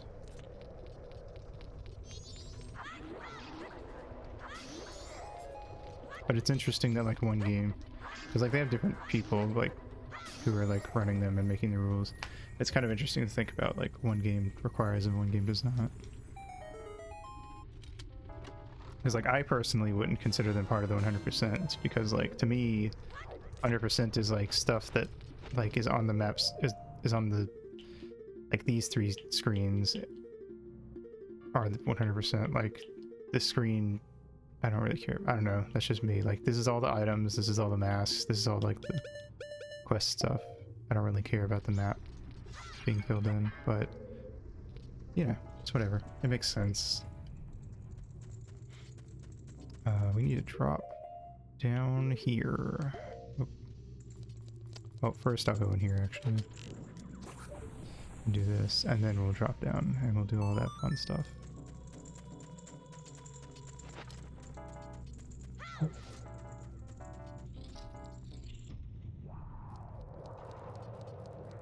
It's kind of like how I've talked about how, like, I don't really agree with the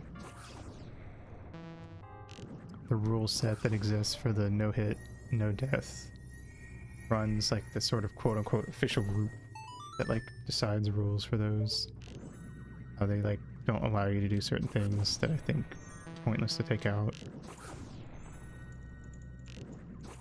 Which they take them out because the idea is that it's supposed to make the game a little harder, but I don't know. I feel like there's a point when you're adding on, when you're like, ah, fuck, taking too much away from the original game. And it starts, I feel like it starts to become its own separate challenge when you hit a certain point. This Pokemon Scarlet Violet tournament soon and announced. Rule set is creating waves in a good way or a bad way. I'm gonna assume in a bad way. I don't even need to do this. Oh wait, do I need to get in there? I actually don't remember. What's in there? Oh yeah, I do, because that's the thing I need to go do. Boom.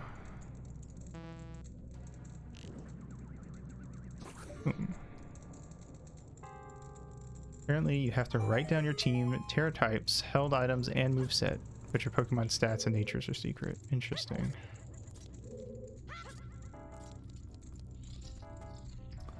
I guess the idea is to, like, the more they know about your Pokemon, the harder it is to cheat, I guess.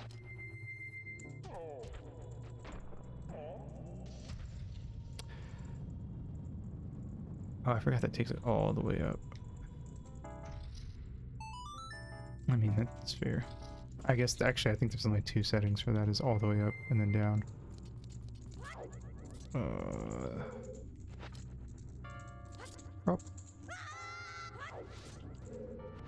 no, I meant to fucking do the other thing. That. I hope that doesn't come back after I leave.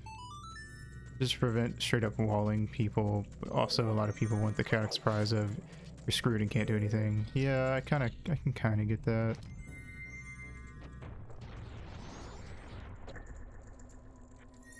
But I also get why they want to like know beforehand. But like, can other players look up your team beforehand? Yeah, that's fair. I don't really have much opinion on it either. Where'd you go? There you are.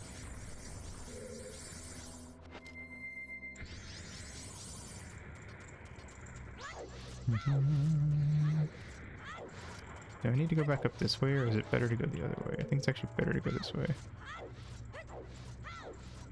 I'm thinking about it. Well, I guess to be fair, if it doesn't matter, people can look up your team, because like if everyone submits their team, one issue that was raised is that people can ends can get other people's. Yeah, that's kind of what I was worried about. That was my first thought. Was what if you have connections? I figured it was already a thing, to be fair.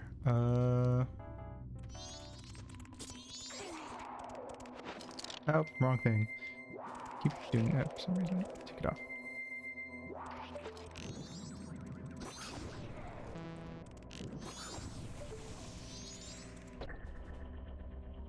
I don't know. It's whatever, I guess.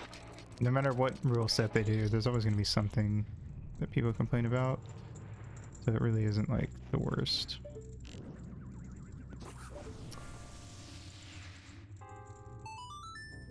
I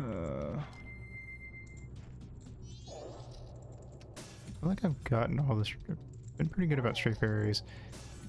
It's really the last two dungeons where I start to get. I really need help. And that one fairy that I got on the bottom floor, I sometimes forget about. There's one right there. That was kind of why I was joking of like, what if I just used L to levitate? Because I'm kind of tempted to do that. Because you have to drop down to grab that fairy, and then you have to climb back up after.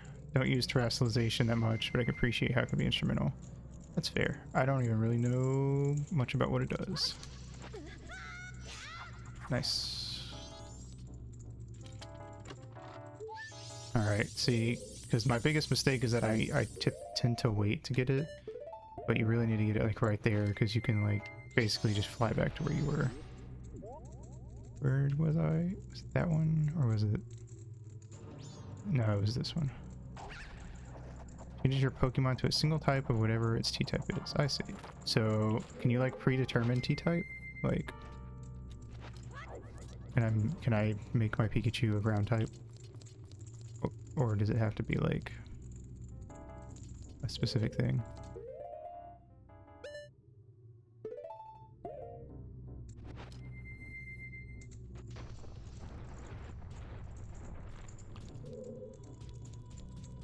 Yeah. Hiya. Pokemon can be caught with one of their types as their T-type, but raid Pokemon can be caught with any. I see. I think there's a stray fairy in there. Why did I take that off? This is actually pretty good for these guys.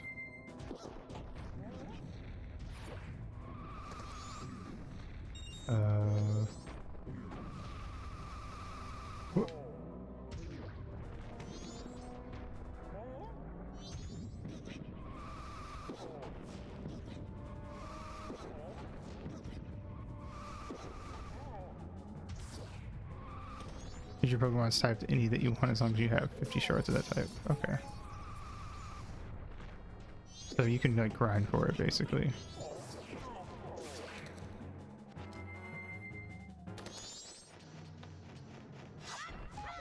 Okay. Interesting. I keep doing that instead of... I don't know why. Okay. Pretty sure there's a stray fairy in there. Yep. Okay, I'm gonna make one shot before I put on Lens of truth. We're gonna try to blind shot this. I think it's gonna be right there. One more try. Yeah, one more try. Oh, third tries the charm. Cool. We're going at a good pace.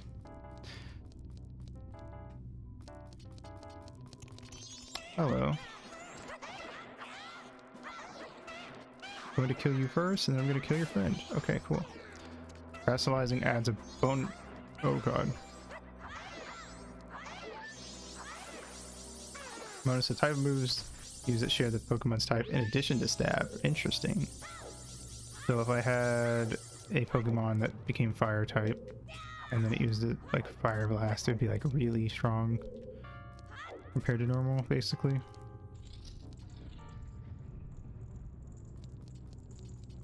Neat. I forgot about this bit. You're not supposed to break the things. I do that literally every fucking time. Oh my god. Okay.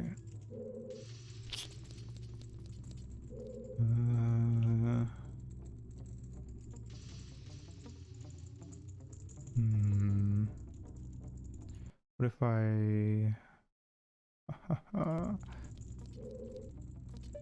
What if I...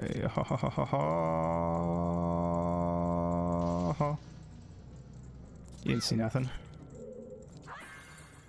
I walked across that, it's fine. We had 2.5 increase, 2.0. Stab is... Yeah. Critical is 2.0, right?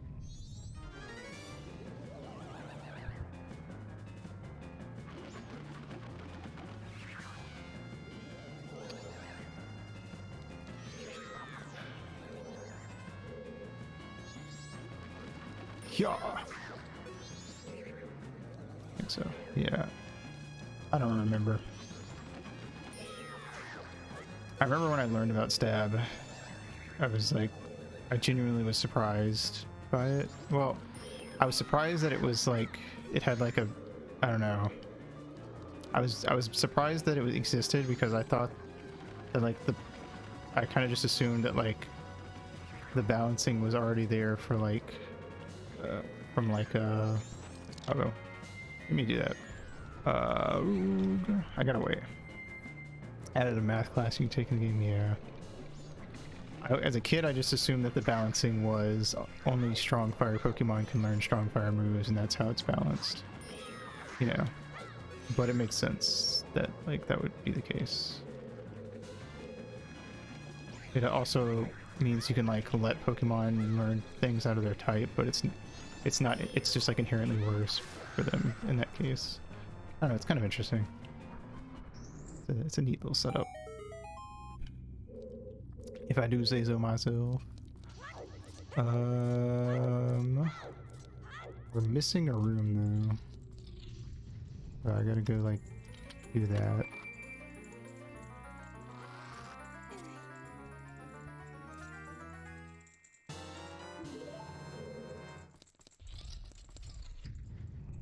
We're missing the big key down there.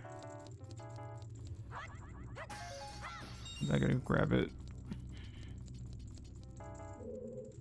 I don't know why I didn't do it when I was down there.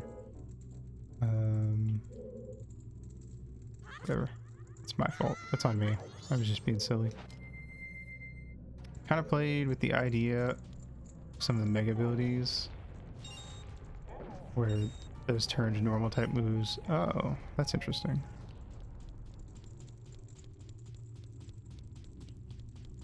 Oh wait, no, this leads up here. I don't have the boss key yet, do I? Oh, I do. What the fuck? I don't even remember picking that up. I don't have all the fairies though. I missed 2, so I do need to go do that. I'm gonna quote-unquote cheat. And by quote-unquote, I mean I'm just gonna cheat. Okay, which ones did I miss? Oh, I missed some really early ones. Okay. We're gonna... To save time, I'm gonna cheat. I'm not even gonna be fucking subtle about it. I don't care. Cheating is okay if I'm saving time. Oh, I took damage. Okay, now I need to go. Which rooms? I know the room, I just can't remember which room is the one. There we go. I don't know, we'll go in here. I know where they're at though. It's hard to feel bad doing that. I don't know. I've beaten this game so many times. It would just, all it would do is, oh, fuck, that's the wrong room. All it would do is add like 10 minutes to the playthrough. This ain't a speed run. Is this it? No. Oh wait. Oh, I know where it's at. Link's got hops. Sure does. Yeah, it's like Breath of the Wild. You know, they gave him jump. They gave him a jump. It's nothing weird. Is it back this way? Oh yeah, it is this way. It's this room. You gotta come back to it later after you have fire arrows. I always forget to come back here. And this one and this one I forget about. I forget to go and get that one in the alcove in the main room when it like ASAP. A lot of times I'll wait too late and it'll kind of set me back. Like T-pose. It do be kind of silly though. Oh, all right. Where you at? I'm actually. Well, yeah, I do. I think you're probably gonna come at me later, so I might as well fight you now. I always thought the Wolfos were like kind of a fun enemy idea because like you really can't hurt them from the well, you can hurt them from the front, but like they're usually like guarded pretty well, and they take more damage from the back, which is not a common thing. You know, what the dog doing? So it's a neat idea, I think. I like the enemies that require you to that reward you. I like enemies that reward you for like not just attacking head on. Nice.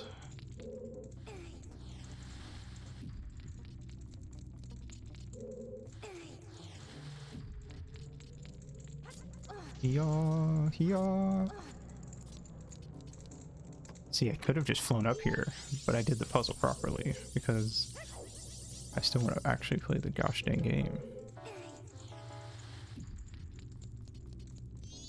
Although it's kind of just a block puzzle, so it's not like I'm missing much.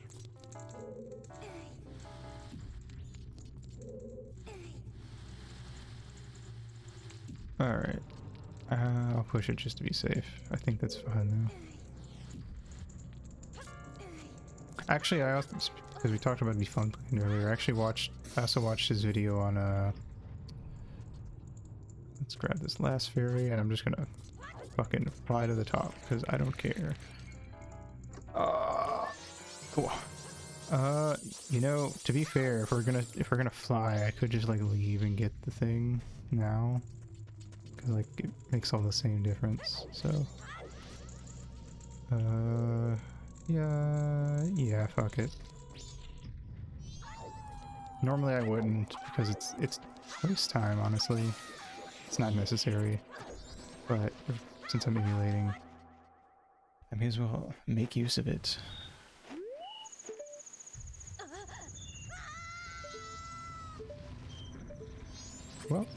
Well. Anyway. Oh, fuck, it's the other way.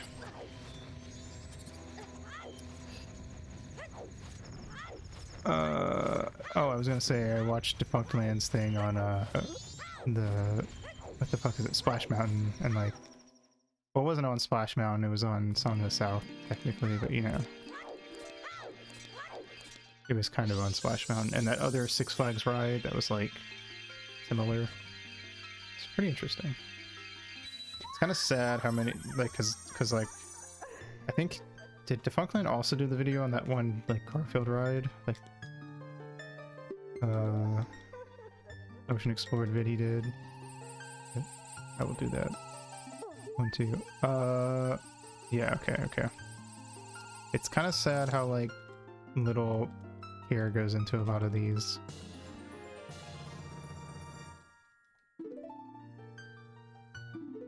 Rides, like how quickly a lot of rides go under because they just don't get the proper maintenance, and then as soon as like enough stuff goes wrong, that's it.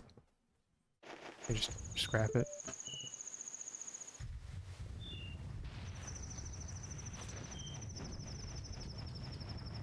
Oh fuck.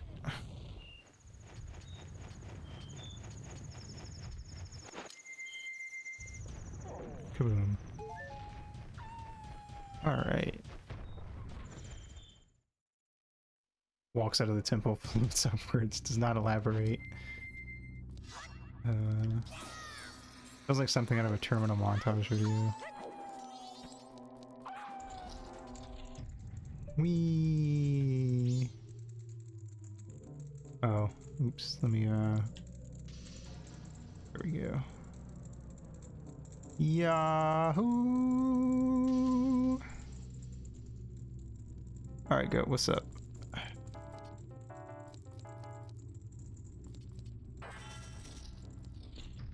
Would it be? Would it be? Would it be? For the record, that's probably the only time I'll use that, unless, well, maybe, I don't know. I don't think there's any other bits where I'm gonna have to like do anything to that level of tedium of like walking back and forth.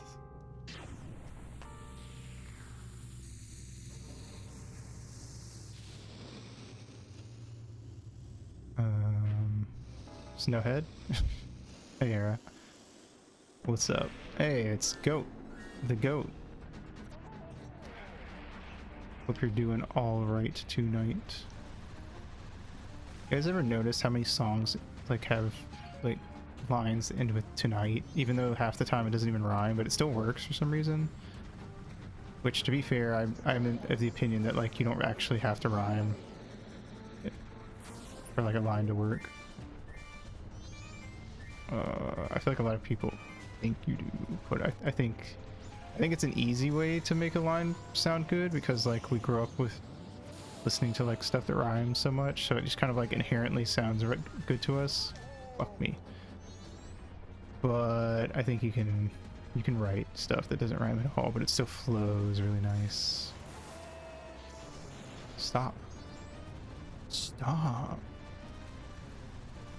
It is kind of tedious, I am not going to lie. I could cheese it, kind of just existing, that's fair. Sometimes that's all you can do. Could cheese this guy. There's a cheese strat, but it's kind of tedious and boring. So I feel like it wouldn't really add much. At least there's like some action and adventure to this. Goes to their prolific sniping ability. It just makes me want to have like a Goatman sniper in a future D&D thing. Too bad you can't like unlock, like it's because like original Zelda had like, well no they didn't. They just had better swords, didn't they? Zelda 2 is the only one where you could upgrade your damage. Fuck you. I don't know. It'd be kind of funny if you could just upgrade damage in general instead of getting a better sword, because like, imagine having double damage for this fight. But like, you only have to hit him like 10 times and he fucking crumbles. Stop that. Okay. He's close. He's close. Oh, he's throwing bombs now, you bitch. I always forget that he can do that. It's very silly because it's like, it's literally just like the bombs that Link carries. The same sprite and everything. There we go. Also, I remember one time when I was a kid, on like, not on my first playthrough, but one of the later ones, I like killed him and I did like a full wrap around the thing. Just because I thought it was like, because like you're going so fast around it over and over, I just thought it was like kind of like surreal to like do a loop and just like look at every little bit of like the track, and just like I was like normal Link, no bunny hood or anything, just like running like this the whole way through. There's just kind of something surreal about it suddenly being like so quiet and empty after you beat him.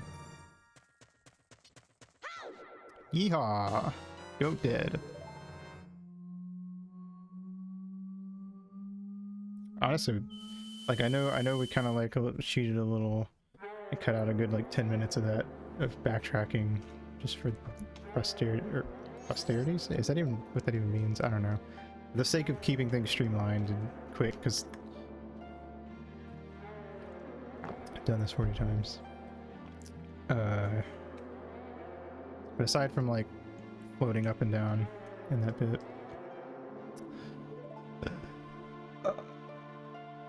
I mean, I expected it to take me another like 30-45 minutes to beat Snowhead, I'm not gonna lie. So I'll probably do some side quest stuff. I'm kind of feeling like if I really push these streams as long as I can, I could probably do a four streams, but I don't want to force it, so. Plus, there's a lot of side quests that unlock when we grab Mikau and Epona, and I'm going to do every side quest that you can possibly do. I think I'm just gonna get Epona, then go get Mikau, and go grab the hook shot, and not even bother doing like the egg hunting thing. And then I think I'm just gonna do everything that I can do, like every single side quest that is available up to that point. So we're probably just gonna, next stream will probably be like, could potentially be all side quests, if depending on how long they all take me. So we'll see. Should we? The question is,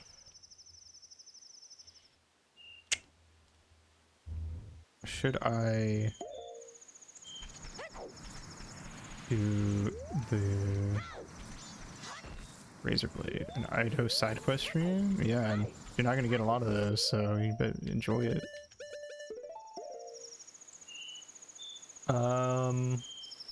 Let's fly to town. Wait, what is it? That's it. Song of Soaring. Fly to town, grab some muns.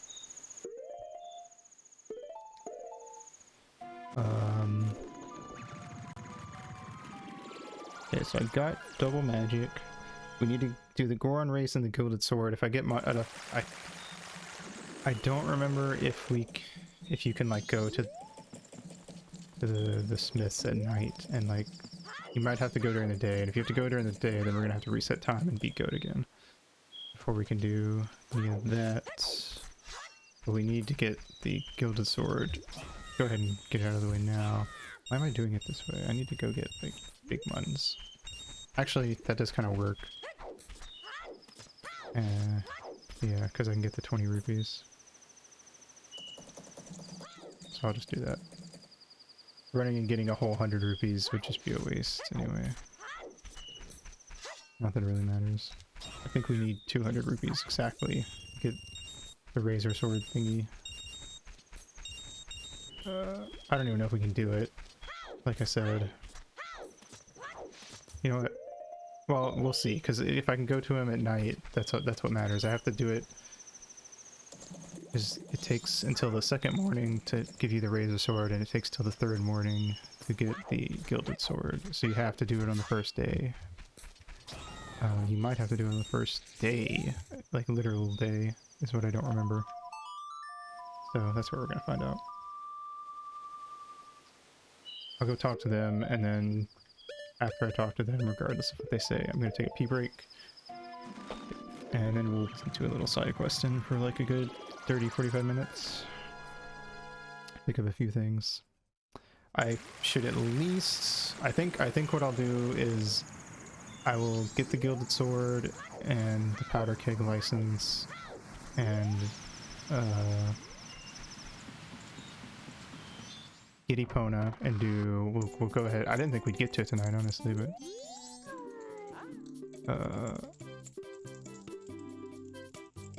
order sword, it costs 100. Oh, okay, take till sunrise. Perfect. All right, good thing I'm so good at this game.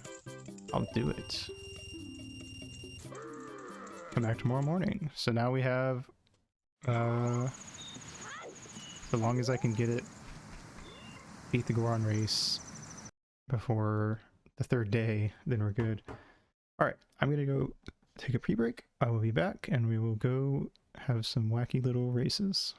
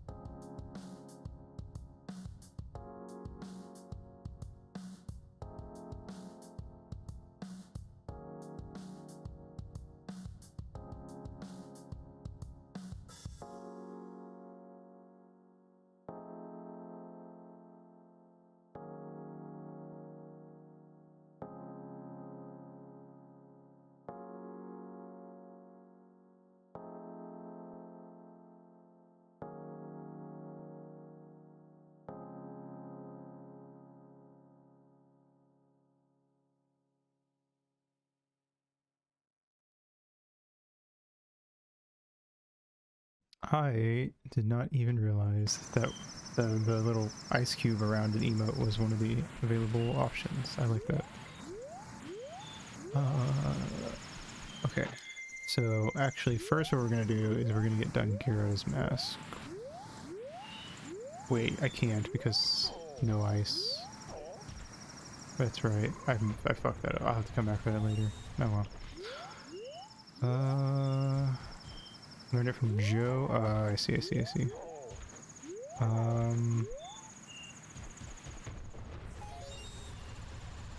better TTV emotes can be comboed. Oh, I see. Wait, this is down. Oh, that's cool. I didn't know about that. That's fun. I like that. Don't. Okay, you're fine. Thought he was gonna drown. I just need to put this on, honestly. I always get confused on like what's where when it's spring because it just doesn't look right. I don't know. It's so different. You spend a lot less time here in spring than you do in the winter. Doesn't show up for me. Oh, I can see that the two... Yeah, they're showing up fine on my screen and on the... They seem like they're working on the actual... Oh, wait. They're next to each other on the screen. They're working correctly on my screen, like they're layered on top of each other on my screen. I guess Twitch chat like doesn't, it just is weird about it. Or like the Streamlabs chat box, so it works, it's fine, it still gets the point across. Uses better TTV, yeah. Oh, it's cause, yeah. I don't know if there's a way to like get that to work with the whole thingy. Probably, maybe, I don't know, I'm not gonna worry about it, it's whatever. Here's another thing, for some reason Goron Link can't climb that. I'm like 90% sure. Even though you're supposed to come in here as Goron Link, yeah. What if I... No. What if I do this? Nope. Skipped arm day. I guess so.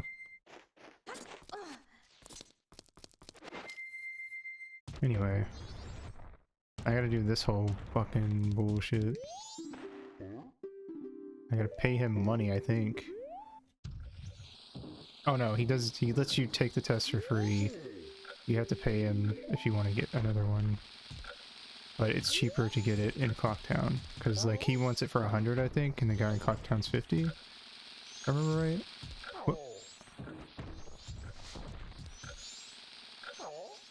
So there's no point to buy it from him. We will need it for the Romani Ranch side quest. My personal favorite.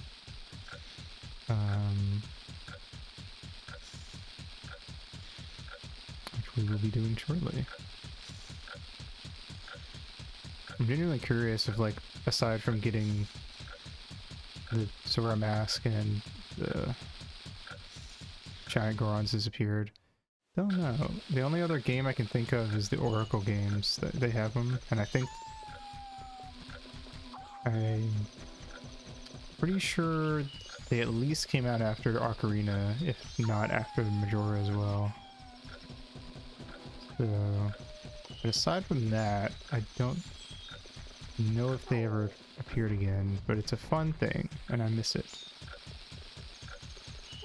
I would have liked it in, like, you know, Twilight Princess. That would have been fun.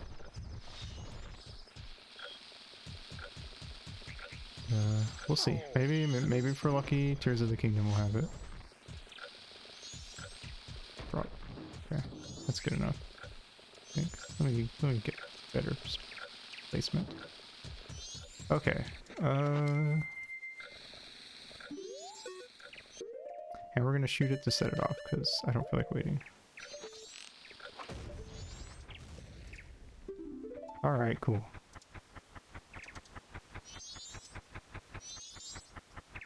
And we gotta go back and talk to him at some point so we can get our license. I'm gonna do that now so I don't forget. Just to be safe, because I know how I am. But yeah. Fuck you. Oops. Alright. Yeah, there's a very real chance that aside from Zora Mask and Bookshot, that next stream could just be all side quests. But I will continue, I think since this will probably end up 5 streams, I will continue the thing of adding a mask, a boss mask every stream. Because even if we don't get the next boss mask in the next stream, you know, when the stream after comes up and I have the Georg mask. Hey, what's up? How's it going? How you doing? Hope you're having a good night. Yeah, I don't know. It's fun. Anyway. Let's go do the fucking Goron race. And I swear to God, this is gonna drive me crazy. Back when I played this on, when I was streaming on YouTube, it took me enough, I don't remember how many tries, but it took me enough tries that, everyone in chat was, like, freaking out. The whole thing about everyone in chat, like, raising their arms.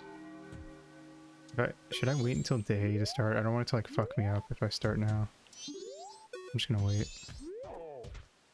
Do some fucking backflips. Yeah, yeah, yeah, yeah. It's leg day, motherfuckers.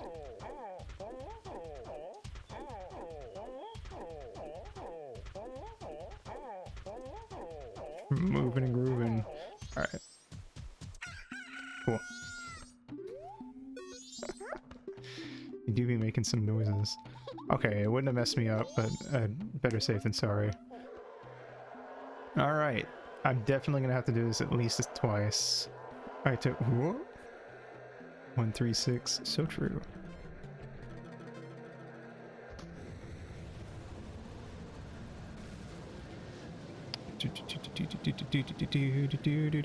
Fuck you, bitch. Fuck off. Okay, okay, okay. Let's go, let's go. It's fine, it's fine. We're good, we're good. We're alright. We got this. Taking it easy, taking our time. NASCAR ain't got shit on this. NASCAR's for fucking babies, dude. This is the real shit. Fuck! Fuck now! There's still a chance. Maybe, I don't know. Oh god, oh that's it. We lost. That's it. That's the end of it. I'm gonna try, but I think that's my end. Reminds me of KH2 Tron thing. Oh yeah. That's also annoying. These are the two guys up front. We have a shot. It's just up ahead. We just gotta hug these corners. Oh, I think I still managed. Oh, thank you, rubber banding. Holy fuck. Oof. God damn.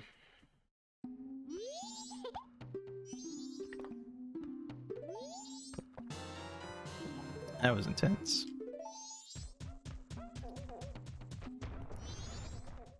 Specifically that one bit that annoys me is the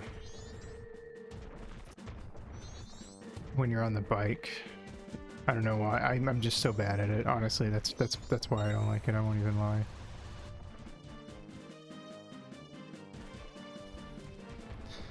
All right. Well, that was good. That was cool. First try. Yippee. All right. Solved it because I haven't played it in years. That's also valid. Kingdom Hearts 2 is my favorite Kingdom Hearts game, so I've done that before, I feel like. Honestly, I for a while I said that Birth by Sleep was my favorite Kingdom Hearts game, but like as time's gone on, I'm like, I feel like when I go back and play it, it's probably not gonna even come close to KH2. Two's combat? Yeah, two's combat's definitely the best. Alright. Didn't like me neither, actually. I thought 3 fell pretty short. Also, the story, I mean, 3's way floatier than it should have been. Yeah, exactly.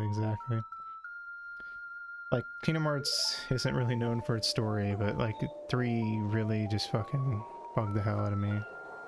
With just how we were just constantly like running in circles and getting nothing done. Oh, thanks for following. No, it's cool. You're good.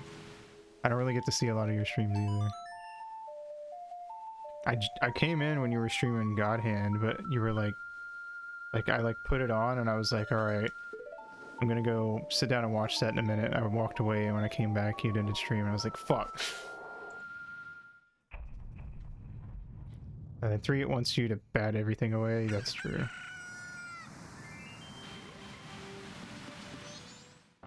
Also played fucking Fullmetal Alchemist. Oh my god, how was it? How was that?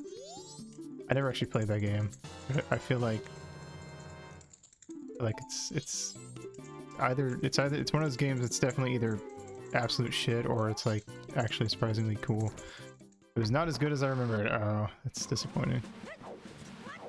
But kind of what I figured. It's okay, but not good to stream. I see. Yeah, I get you. Let me mark those off. Oops. Alright, we got the Gilded Sword and we got the Goron Race bottle. Alright. Just started with God Hand. Yeah. God Hand seems pretty cool. No. Kingdom Hearts 3. Very mid. That's kind of fair. I'm not gonna lie. I think that there's a lot of wacky shit in the story these days. It's really convoluted. Oh, we gotta go back. Kingdom Hearts 3 retcons itself in the finale. That's true. It's too much. It's too. The second that there was time travel introduced into that fucking final bit, it's too much. I feel like every. What do you think of 358? I like it. I think it's fun. I mean, I feel like gameplay wise, it's not like the best because it's on the DS, but like it was still pretty fun, and I don't know, it's nice. It's a good story. Made me feel things. I think the whole thing with Shion was a really nice addition, and I went from thinking Roxas was annoying to being like, okay, he kind of fucks. He's kind of my bro now.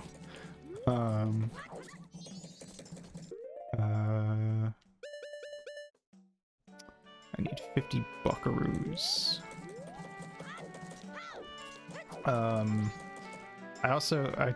Cause like they have the thing in the remakes where you can watch like the cutscenes and read the diary entries, running around with Roxas on his missions. Yeah. It was fun.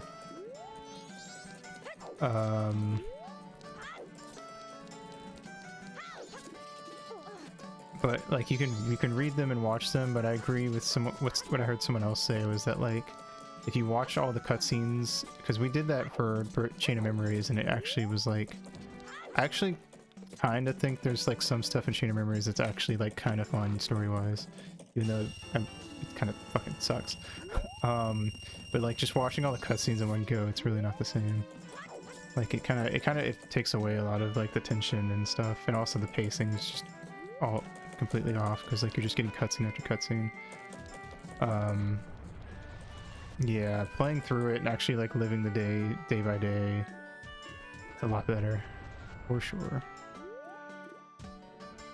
Oh wait, this isn't the right place. There's a dude porting some of Day's enemies into 2. Oh, interesting. That's pretty cool. Hey, what's up, bro? Give me a powder keg. Thanks, broski.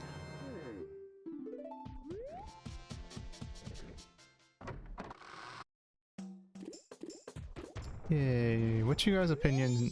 Because I feel like there's a lot of opinions about like the original TH2 designs versus enemy designs versus like the final mix designs. Where does Link keep the keg? Up his fat, juicy grunt ass. Whee!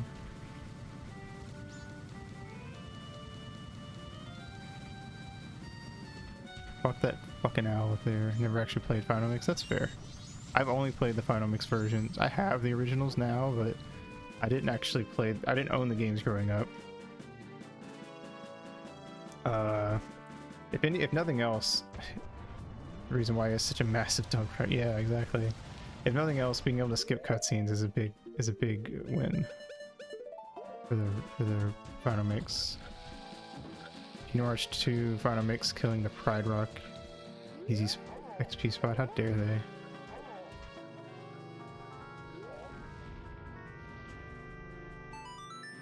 Was mother? Never mind. Original's better. I don't know. It feels a little better to play in my opinion. Like, you know, newer hardware. But they have different enemy designs, and I think a lot of the enemy designs kind of aren't as cool as the originals.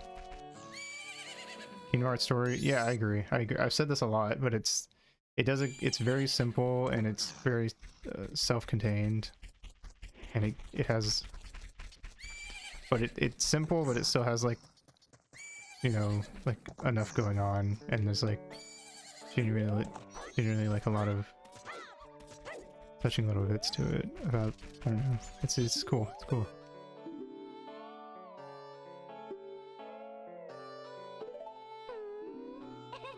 I think my least favorite part about 2 is the story. At some points it just gets too wacky. Also, fucking Flatwoods monsters. Well, I mean, Termina, that everyone dies if you don't help, but Romani gets kidnapped by abducted by these aliens if you don't help out. They are coming, doesn't elaborate. Yeah, the Disney characters had a lot. I agree. I'm very much take a hard stance that, like, they should just not even be in the games anymore. Like, I don't know, they're pointless at this point. If anything, they just, like, they drag it down, because like in 3, like, some of the worlds were fun, but like, I don't know, like, it felt like the game, like, was padded out because they just wanted to add in, like, they wanted to add in like X number of Disney worlds.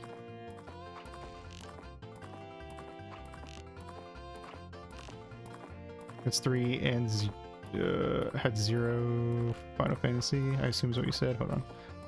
And all zero of their Final Fantasy. Yeah, I know, right? They added them in the DLC because people got mad, but like they didn't want any Final Fantasy characters.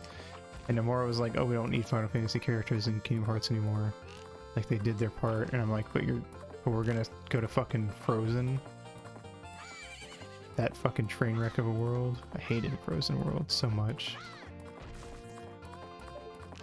I feel like that has to be like everyone's least, or like the just generally most hated world. I don't know. Getting blown off the mountain and then Sora makes like a fucking comment about it, and I'm like, that doesn't make it any better, Sora. You're shut your fucking mouth. Got recoded on launch, and that's when I realized, yeah. See, that's about everything after 2 for me is like too much.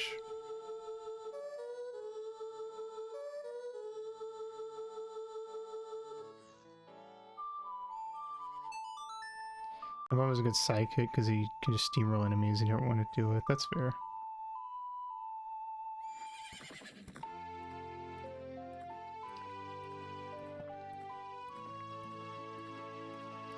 It to them for the price of a KFC 3-piece. Hell yeah. Yeah, coded is dumb. Oh boy, we get to fight aliens and stop her from getting kidnapped. Where is my wife? We need to go talk to her with the cafe mask. I want to show off some of the dialogue here because there's a lot of dialogue that's easy to miss out here. Helps any coded started as JP only mobile game. It did, but it still sucks. Still kind of stinky doo-doo though. I think she's out in the barn actually. Unless... Oh, this is my favorite area, so I'm gonna. This is gonna be like the one area where I make you guys look at stuff. Like how you. Oh, is it not here? Oh, I thought that. Maybe you have to come on a specific night to see it. First mobile game. Didn't some dudes get a hold of the Japan only KH1 mobile game? Oh. Yeah. I don't know anything about that one.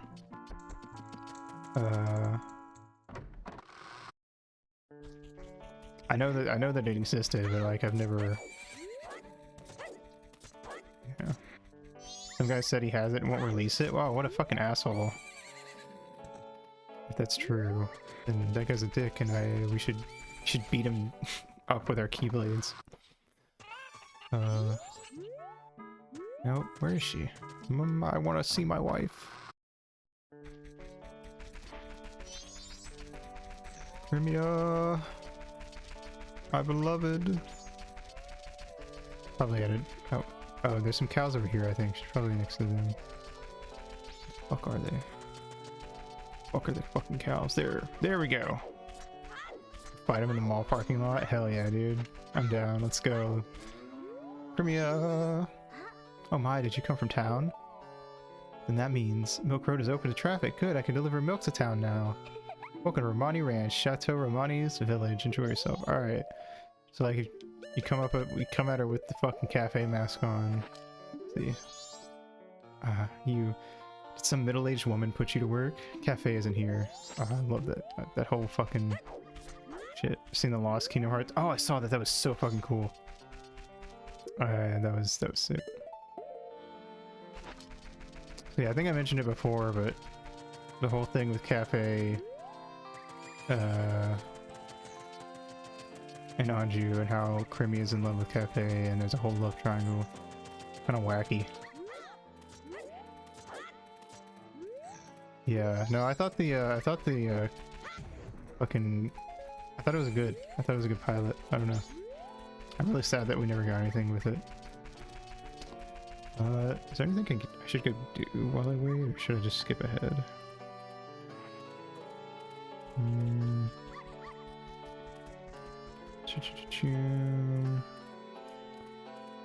Go to the treasure chest game.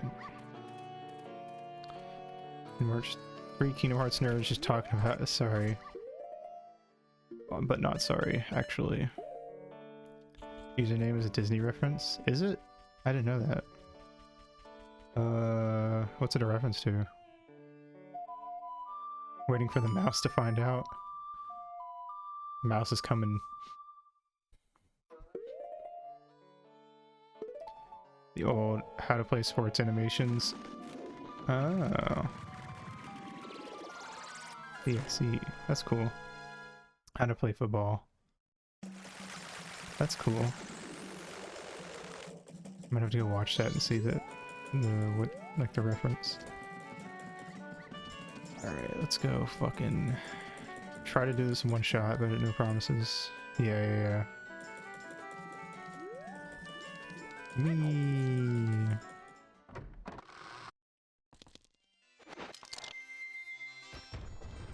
The hot game lady.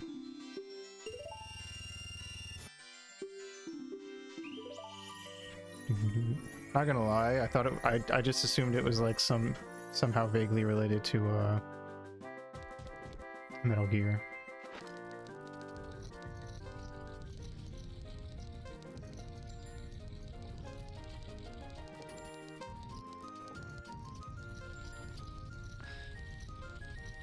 Oh god, I'm stuck, I'm trapped. Can we make it? Can I make it? Please? Oh my god. Oh, I did it! Nice, first try. This is how I hate this minigame. Like if you go down the wrong path and you get stuck down there, you just lose. That's it. Or go trapped like a rat. I'm just glad that you can like, because you have to be the Goron when you talk to her to get the heart piece. But I'm glad that you can like turn human. I actually think it's a big fucking baby move in Twilight Princess that like you can't transform around people. Like, I don't know. It's one of those like little realism things that's like, whatever. Like why do I have to go through the tedium of like walking out of town just to come back? Like just let me transform. Fine.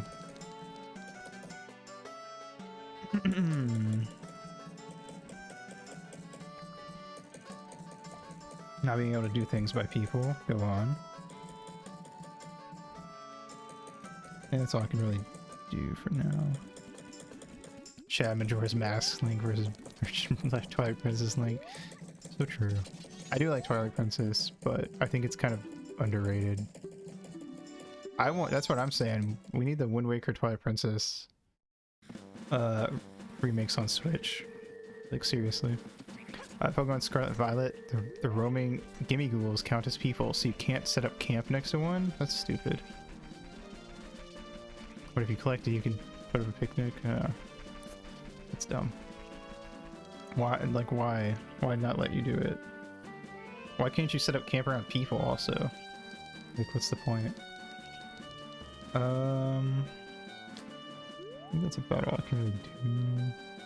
I could do other stuff, but I'm not gonna bother. I just kind of want to get this. Actually, I could just go get. I could be goofy and go get the go get Mikau now. Yeah, that's fair. It's just weird. It's weird when they do stuff like that to me. Like that, like you can't do this in this spot, but like there's never. Honestly, I kind of feel that way about games that don't let you save whenever you want. I think some games are fine with it. Garling, yeah. Have you played the 3DS? Majora's Mask? Because oh fuck, I fucked that up so bad. Because one of my biggest issues with it is that the swimming in it, like you don't swim around like a dolphin. There we go. Nice. I think this version's better, personally. I think they changed some stuff. They changed a lot of little things that I don't like. I think the bosses are really dumb too. So like the thing with the bosses is that they're all set up so that like when they're vulnerable, they have like this big giant like eye coming out of a part of them, and you're supposed to hit the eye. So like, you know, when you run into Goat and he falls over, a big eye pops out and you're supposed to hit the eye instead of just like rolling into him.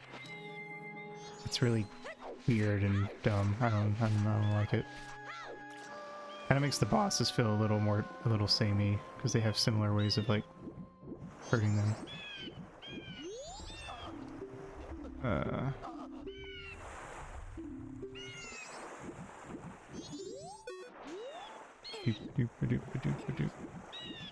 Yeah.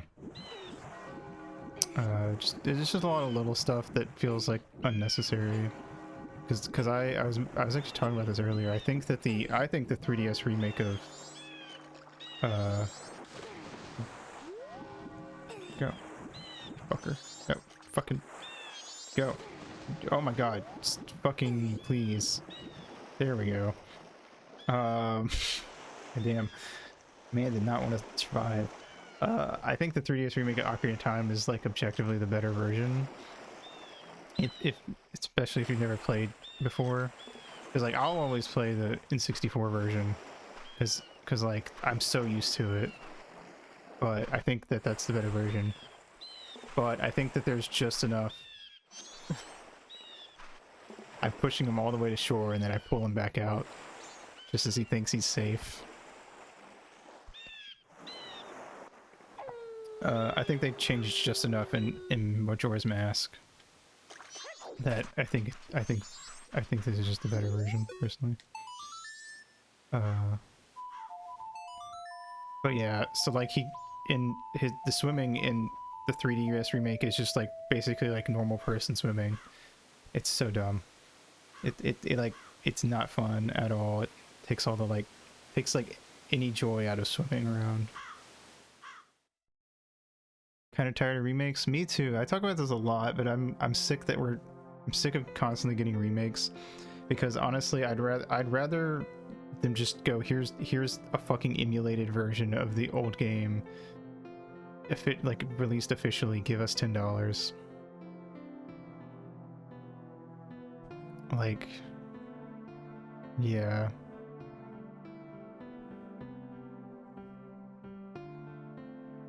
Exactly, yeah.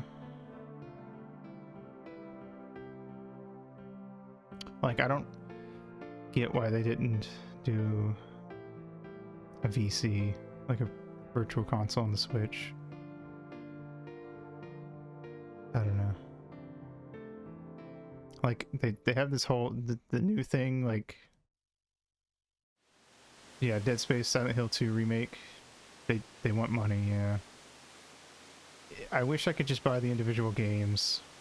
Wii Shop Library was fucking phenomenal, dude. I just want to like be able to go in and just like buy the specific game I want for like 15 bucks. It's like, I'm not gonna play 99% of the games that they have on their little thing. Like, why pay for it? Yeah, same. Also, because it's monthly, like if if you're not playing it, if you're not playing a game like at that time that you either uses online, or that, you know, you like, then you just kind of have to, you're better off just canceling it. Yeah, I've started, for a while I was like, whatever, I'll just buy games digitally, but I've gotten to that point where I'd rather fuck you, you can't hurt me, haha.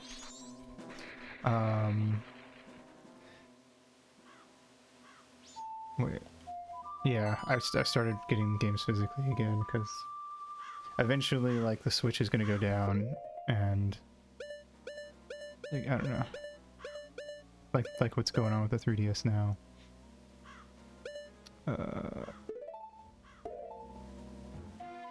So it's just better to own them physically.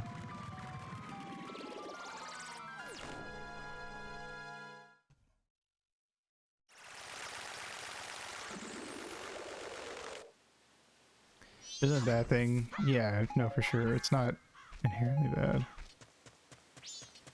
That is also true. That is, I will say that with Steam, is that I do, if I can get a game for like 60% off on Steam, I'm gonna get the Steam version, because like, it's just the obvious choice. But also, I think if I like a game enough, I'm probably gonna end up getting it physically eventually, just if possible, just because, hey, cool. Legend of Korra game is lost media because it was digital only. I didn't even know there was one, so I'm gonna have to like look into that.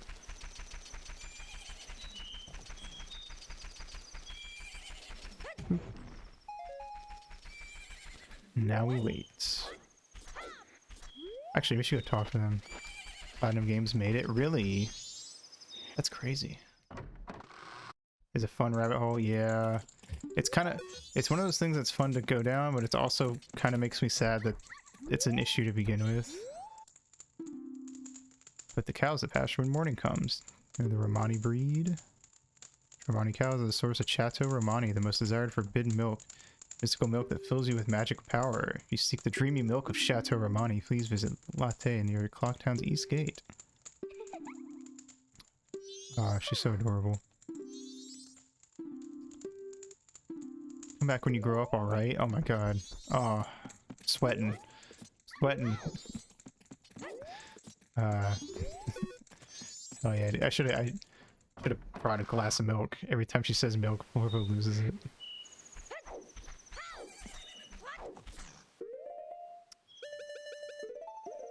Oh man. This area is so fucking sad too. I love it. Good game. But yeah, no, it's interesting to delve into lost media, but then there's always like this melancholy of like the fact that this is lost in the first place is kind of depressing because like we'll never like even some things that like resurface, they only ever like come back to like a degree. Like you can never fully have it back once it like dies off.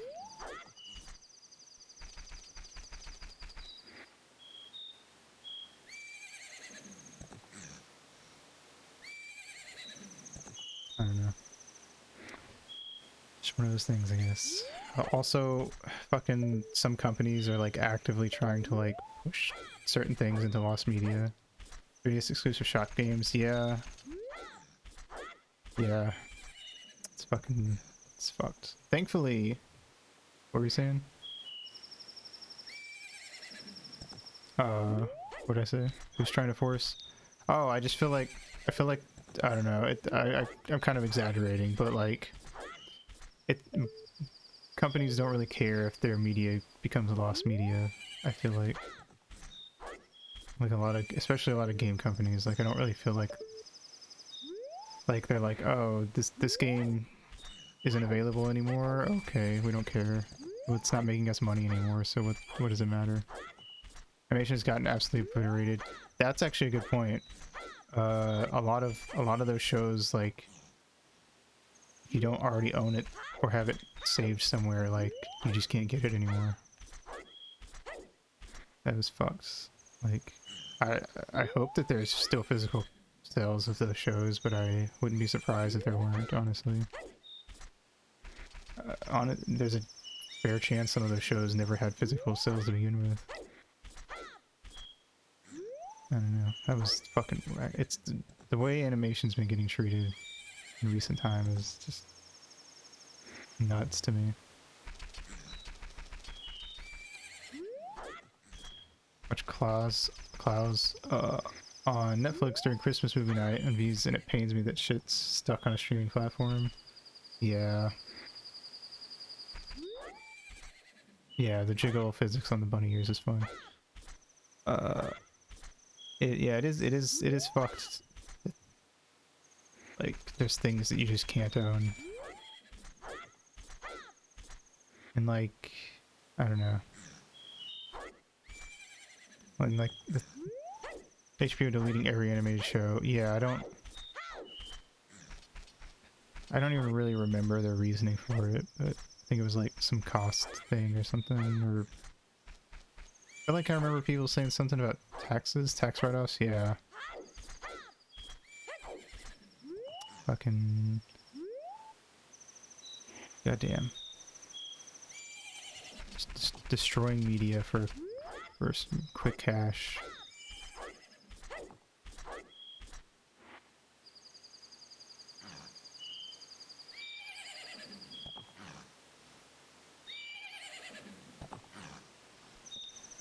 Regular TV shows too. Amazon removed an entire TV show off their services. People bought the sheet. Yeah, that was actually what I was gonna say, is there's a lot of media that's digital where like even if you buy it, if it goes away, there's a chance you just can't access it anymore.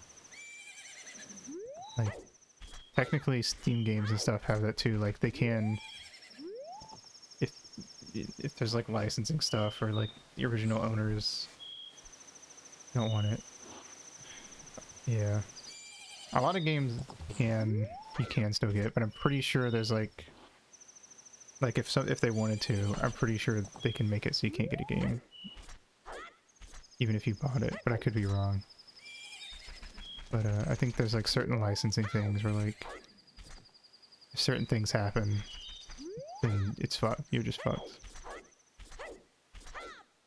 I know that there's some stuff where it's like if you don't, definitely it's things where it's like Dirt 3 got removed. I'm glad it's still there. Steam did that with some art program recently. I see.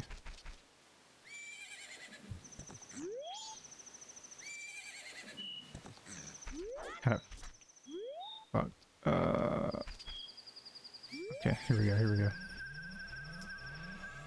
Let's kill some fucking aliens. Click, click, motherfucker. Actually, really not that hard. Could slow it down and make it easier, but I don't feel like it's really necessary, honestly.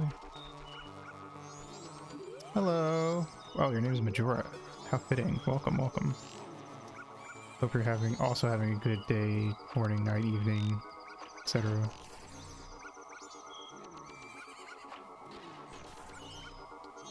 Bro, there are aliens in my yard. DM's photo one of these fellas. They're kind of cute, I won't lie.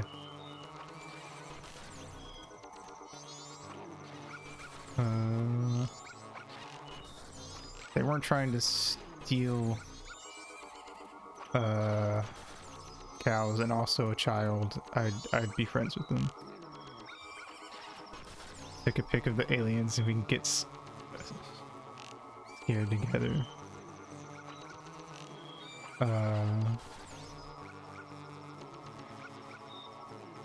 Oh, you're right. I should. Hold on.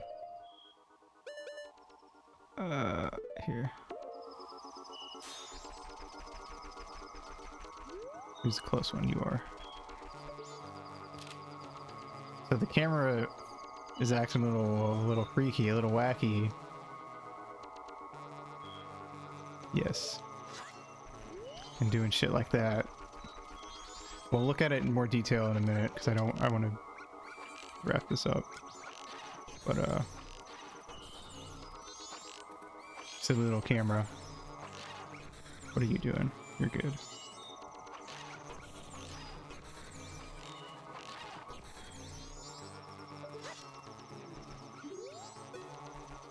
Hey, yeah.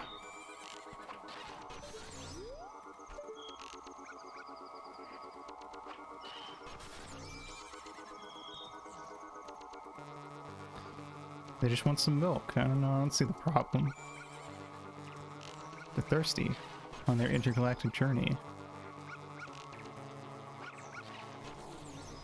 I do like the touch of the dog runs around and like we'll run up to like whichever one's closer and bark at them. It's wacky because of anti-aliasing, yeah. Yeah, we got a freaking milk bottle, bro.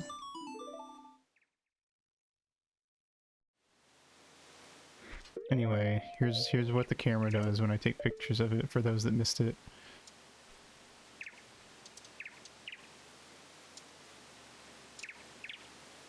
Yeah, we took that picture of Tingle to get that heart piece, and it freaked us the fuck out. Anyway, that's my picture of aliens. I'm sure everyone will believe me when I show them that. Spoopy aliens. Alright. Fun stuff. Looking like a Game Boy camera picture. So true. Every time I see one of those Game Boy camera pictures, it freaks me the hell out. Whee! Let me mark that off my list actually before I forget. Bam. Cool. Yay! The why are you running ones? Yeah. I wonder to rig a Game Boy camera as a webcam. That would be fucking amazing, dude. Oh my god, I would love that.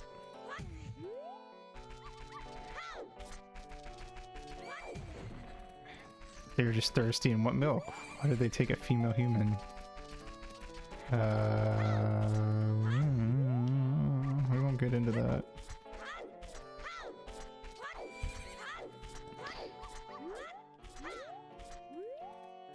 Science. I mean, I think the implication is that they only take her because she's in the barn with the cows, and they just kind of, that's why they drop her back off. Because, like, you can go find her. I think it's like on the second day or second night at some point. Like, she just sort of like appears out here, and like you can like follow her, and she just like very slowly like wanders her way back to the house. It's really fucking actually kind of creepy and sad.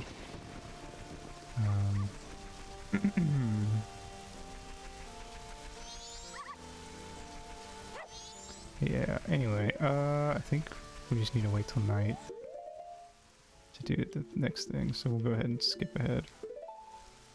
They don't know how the milk got out of the cat to get the milk out of the cow. That's probably what it is.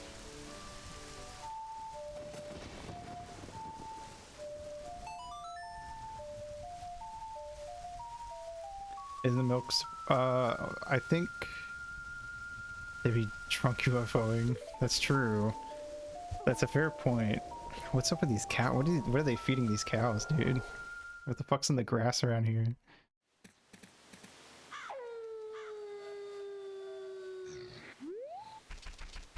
Hello. Let's go! Someone call the space police.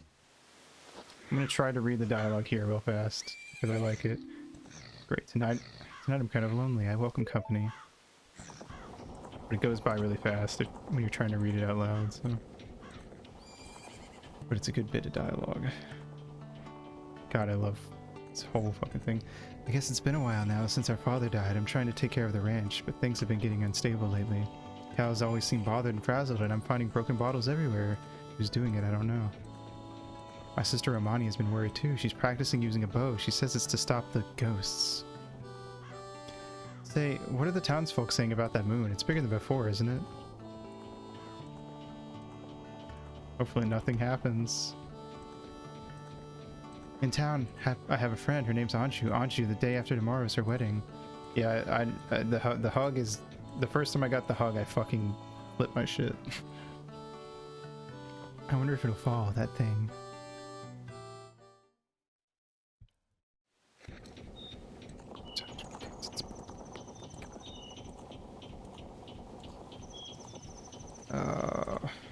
Looks friendly, yeah. We took a picture of him earlier, it was funny. Ain't falling anytime soon. Boy, get your bow ready. Let's go! I'm trying to make myself look cool in front of the hot older sister.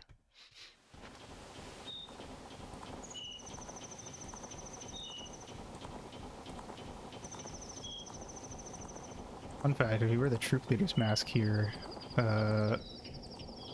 they don't attack you. Detour through ugly country. Fucking got him, goddamn.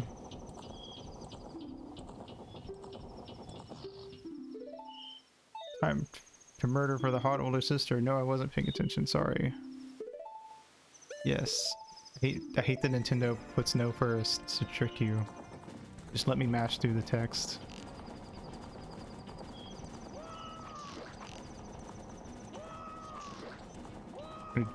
Try to go for perfect, but no promises.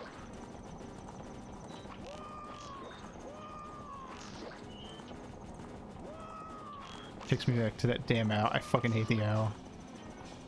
Such a bitch. K4 Gabor can suck my dick.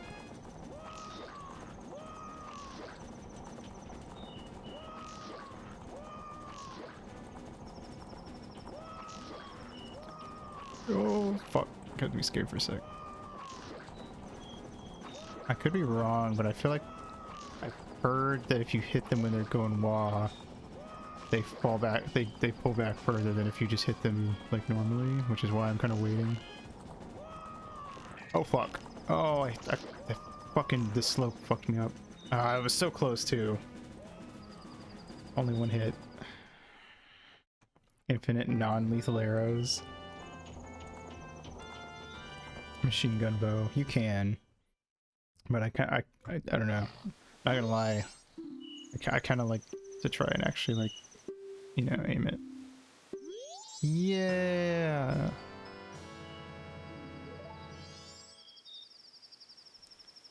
Did a good deed. I'm an adult now.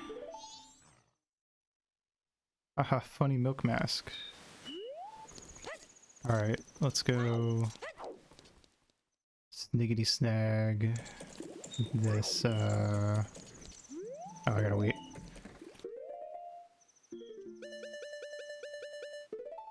We're gonna go get the troop leader's mask and then we'll call it there.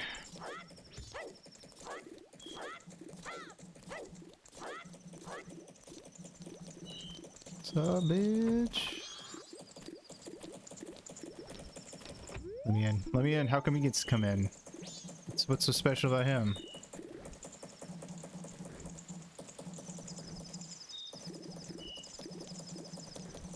Doop-a-doop-a-doo. Funny cow, ha ha ha. Boop. Boop. Boop. There we go. Every time I go up to it, right as it opens and that text box pops up, my first thought is, oh shit, I clicked it like a second too early. Oh wait. Talk. Speak. Hello. Okay. I will help.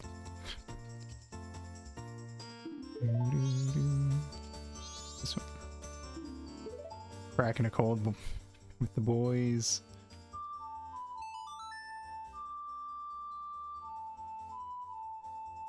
Nice.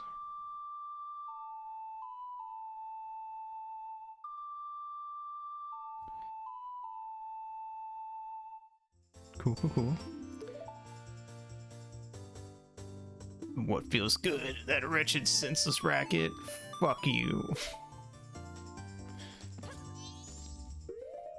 What a dick.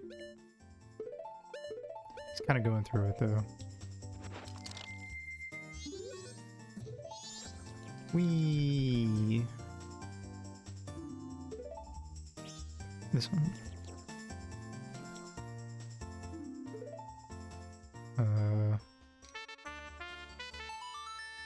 That's just, yeah, they're freaky. That's kind of why I always skip it. Screams that sold it, yeah. We're about to put on our Zora mask for the first time, so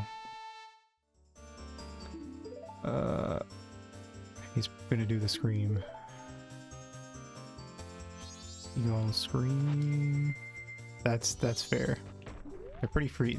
This game gets really freaky. Gotta love the scream. Yeehaw. Why does Goron Link get this tiny one back here?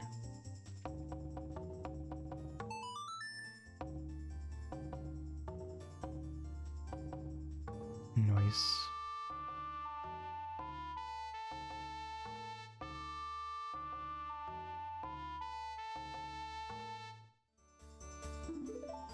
I love all the little shit where like you get to like actually like play songs and like bands and stuff in this game. It's nice.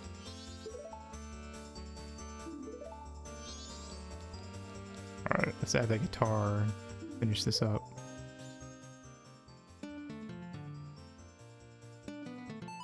Yeah.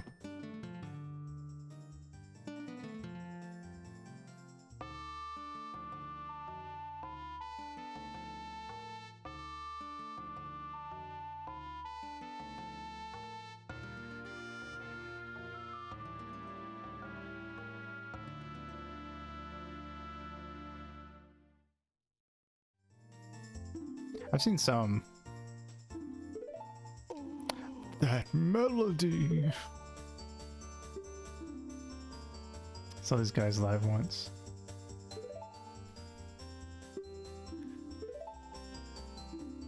Fucking rock, dude.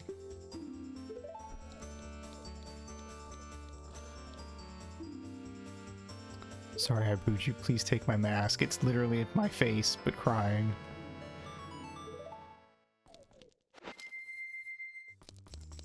I'm sure you'll be happy to have that in your repertoire. Nothing weird about it whatsoever. Oh god, that's happening. It does that sometimes, don't worry. It's fine. Official hardware. Alright.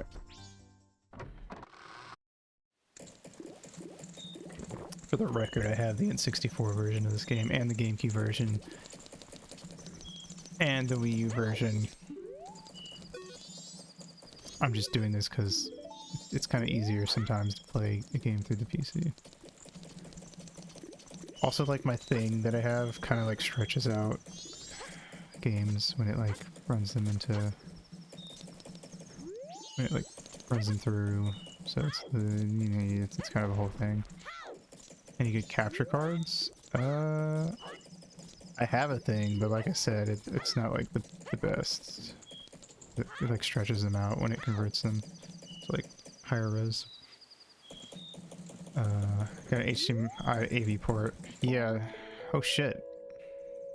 Thanks Ash for the gift sub. That's what mine does, yeah, so I feel ya. I need to get a better one.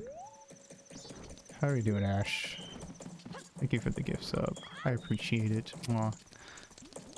Okay, you know what? I kind of want to go... Hell yeah, Majora's Mask fucking rocks my dick off. I don't want to get the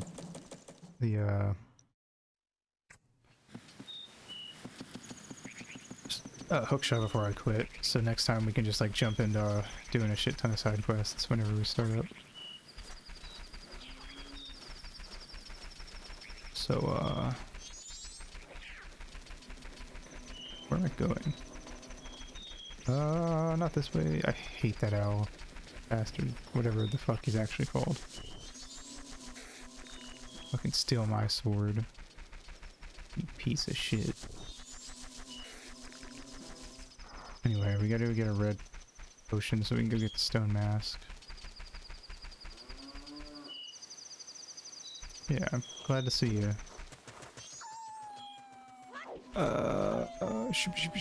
But yeah, so I'm not gonna go run and show it because I kind of I don't want to go too late. But on the last night, for those that don't know,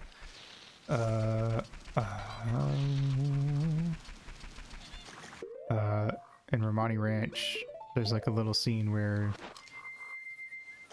Remia's gonna give Romani some you know, the alcoholic milk stuff that they drink to get her too drunk to process the fact that she's about to fucking die from the moon falling, and it's really sad.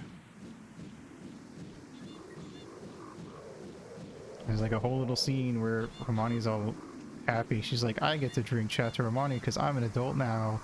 And Cremia's just like fucking dead inside, like, yeah, you're an adult now, yeah. That's why. You should come sleep in my bed tonight. So we can hold each other. Definitely not because it's gonna be our last moments together or anything. I think I remember the way through. I'm just gonna go.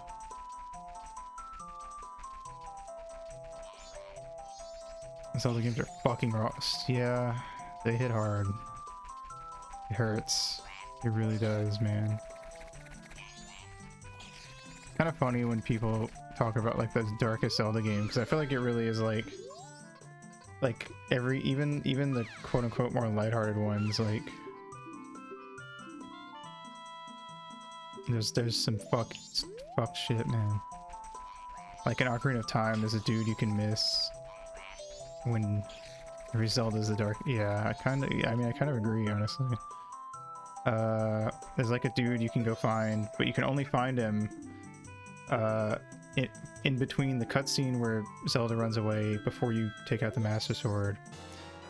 But if you go back there, there's like a guard in a back alley who's like who literally dies in front of your eyes. Fucking wild. I'm lost now because I don't know which way's up.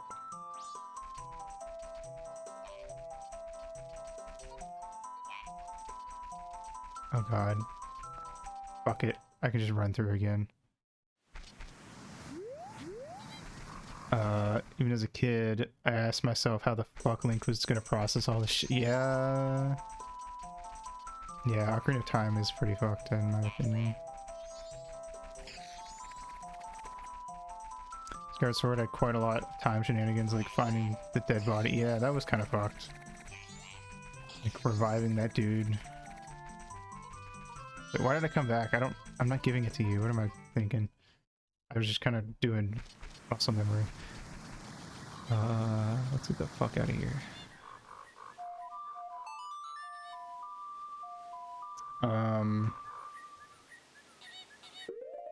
I mean, Link's Awakening it hits pretty hard. Like the entirety of Twilight Princess. Yeah, there's a lot of stuff with Twilight Princess, especially with like Midna or her whole arc. Link's Awakening, like you're on like a happy little island And like the further into the game, the more the bosses just keep being like, bro, it's not real. You're dreaming, bro. You kill us, you're gonna wake up, it's all gonna disappear. And then it does, and your girlfriend turns into a seagull. Tingle being a fucking slave trader in Wind Waker is fucking wild. He just has a tower and he just got those dudes up there pushing it in circles and circles and circles. Cried when Link waved to his grandma. That shit hurts, dude. That shit fucking, that's raw. Earth Temple there, also being a Sheikah thing, but not the extent of it. Yeah.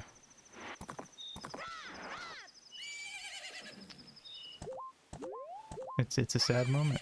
I feel you, man. It hits.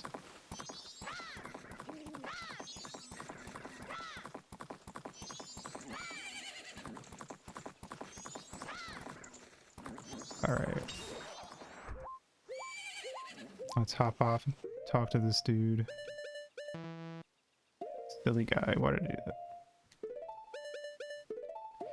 Star Wars Breath of the Wild game is pretty raw. Yeah, I can imagine.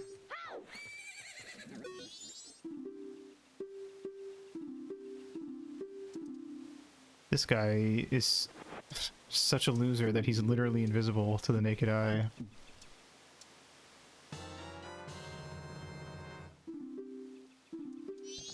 But he gives us a good mask, so it's fine.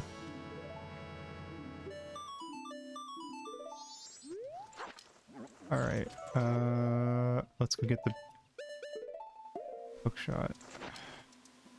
Stone mask funny, I love it. Never seen someone take such a big L. Yeah, I know.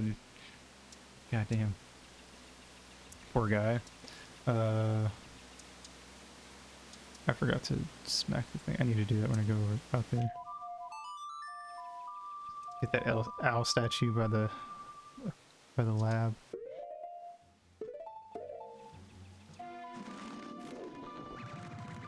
Oh, Vati saga. Vati's story is pretty wild.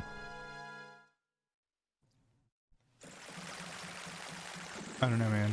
It hits hard for a kid series. You know, they don't hold back.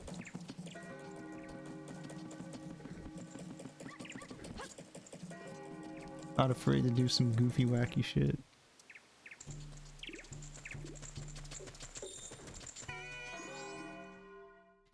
I feel like the story for Breath of the Wild, it's good on paper, but it doesn't hit super hard for me because of the way it's done. I think a lot of stuff aimed at kids back then had some, yeah, for sure.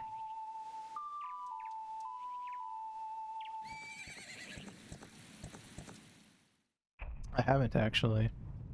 I've heard a little bit about it, but I never actually watched it. It was a Muppet Show, had some serious episodes. Interesting. Yeah, I've heard people liked it. I remember there was that dinosaur show and the final episode was like the fucking meteor or whatever coming down. It was fucking wild. They made a new Fraggle Rock show. Was it any good? Episode where two characters got stuck in a cave and Deadass try to contemplate death. That's fucking... Jesus. Oh, it was the Ice Age, okay. It was something like that.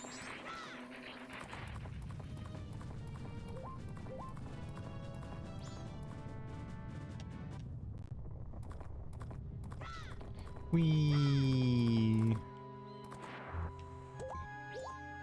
Alright. Alf ended in a pretty what the fuck way. What happened with Alf? I actually have seen one Alf. Talk about the 80s Transformer movie. Go for it.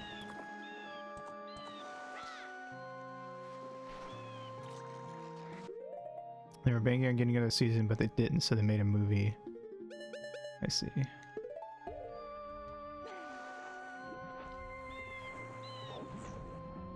know, in the Japanese version of this game, you can't climb up that. You have to, like, jump out of the water to get on top. Like, this thing's too high to climb up on. Which I kind of prefer. I think that's actually cool. To, like, force you to have to, like, get good enough at the swimming to do that. And banking on... Oh, I already read that. Yeah. So... Half the show ended with him getting taken away by the government while the credits roll. Oh my god. It's fucking wild. I'm guessing they made a movie to like wrap that bit up. Or that's what the movie was about.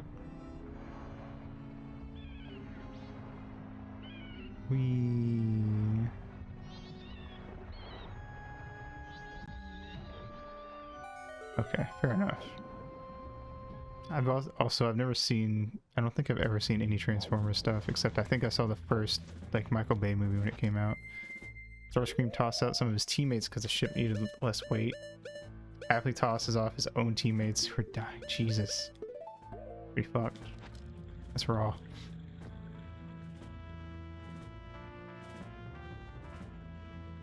I always thought it was crazy that Megatron just like...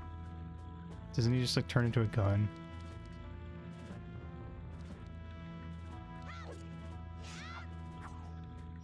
What's up? What's up, babe? Megatron was what? Oh my god, that's fucking wild. What a fucking... Oh my god. Damn, Starscream doesn't fuck around.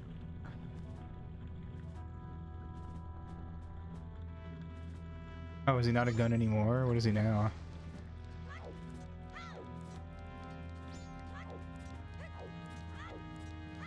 He's a tank. I mean, that's kind of fair. It's a big gun, I guess.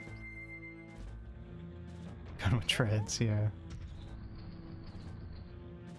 I kind of like the gun though. It's goofy. That had a cancel me, I dare you ending. Botched it. Interesting. Duckman? What is Duckman?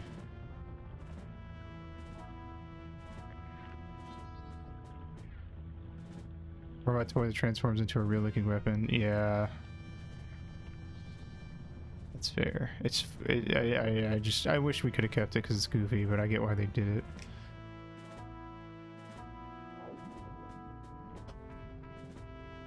I know, I've heard, I think the, I don't know if it's considered the last episode, but I'm pretty sure the last episode that aired of the Coward, like in its original airing of the Courage the Cowardly Dog show was that one episode with where the guy had like,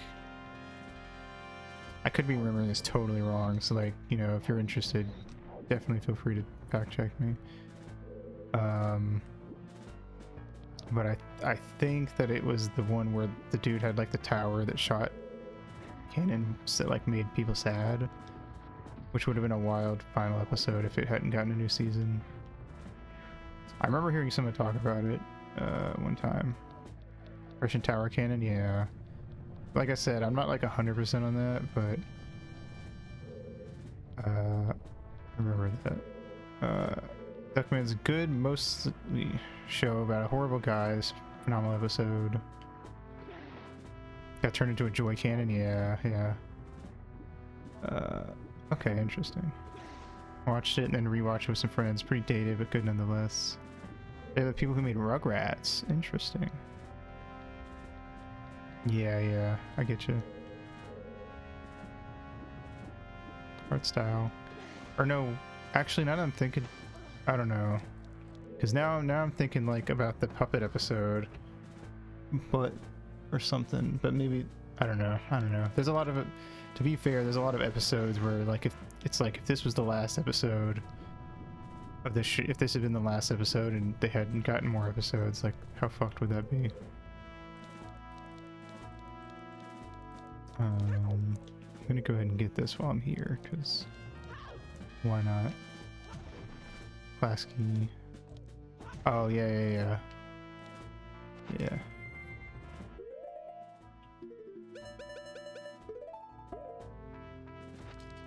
Yeah, I do that a lot. I kind of hate that, like, sometimes when, like, somebody's like, what is this thing? And I'm like typing it out, but because I know it, but then I stop to Google it, and by the time I Google the spelling, I come back and it's someone already else said it, and I'm like, fuck. Like, I knew it, I just wanted to spell it right. Wasn't that a thing with Ed and Eddie? Whole cul-de-sac getting taken away by aliens. Oh yeah, I remember that episode. If that was the end of a season, that's pretty fucking wild. I know exactly which episode you're talking about. The choke ending for the Halloween episode, something like that. Because it was like, I think Jimmy. Oh, I love the movie. Yeah, that was sick. That was a good movie. I think what happened with that was that they had to choose between getting a new season or getting a movie, and they picked the movie. Something like that.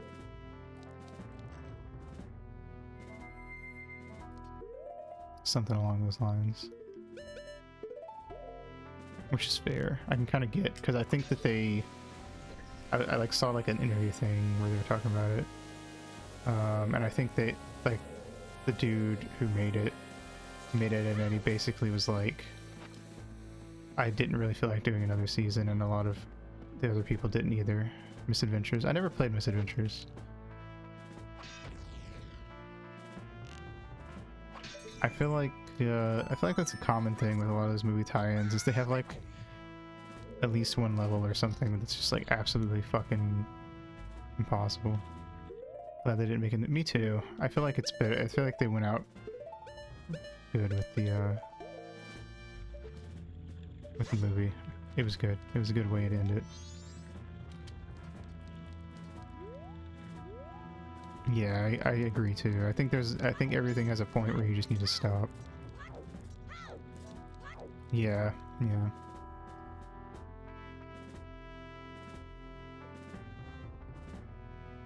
I feel like there's definitely a lot of manga that have the same problem. Like, I don't know why we're still getting Dragon Ball stuff.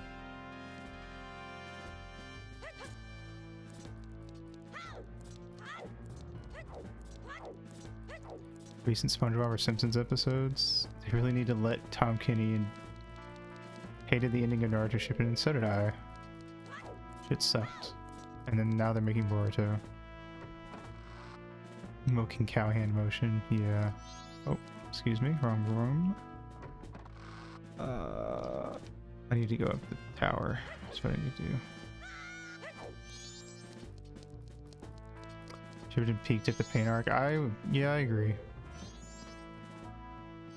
It's like, I feel like Pain was like a better villain for like the moral of the story and everything, and like Naruto's arc than anything that came after. I still think that the fucking Naruto Sasuke fight slaps fucking hard, but everything leading up to it after Pain is a waste to me.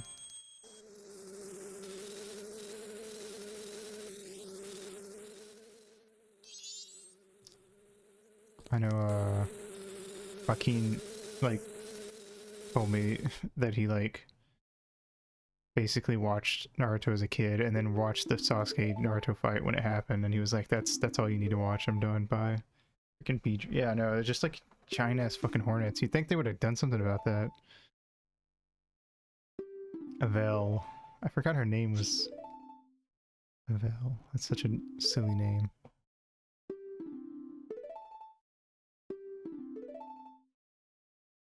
Yeah, no, he's right. There's so much just pointless stuff in there.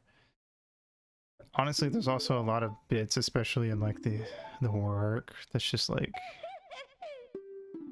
goddamn. I don't know. That's fair. I'm not a big Naruto fan, but I didn't grow up with it. I read it like a few years ago.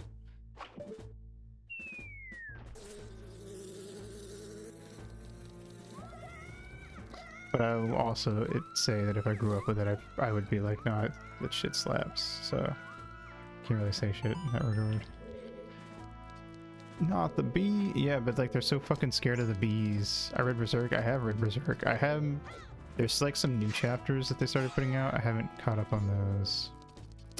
But I read it up to the point where up until he passed away. And I'm debating if I even want to read the new ones, because honestly, I don't know, man. It's not the same. Even if he like storyboarded them and they're just like going off of what he had ready. Doing good? That's good to hear. I don't know. It's not, even if he made them, it's still just, it doesn't feel the same to me. I don't know. Knowing that he's not like there heading it. I don't know. Kind of how I feel about Hunter x Hunter is like when Togashi passes away.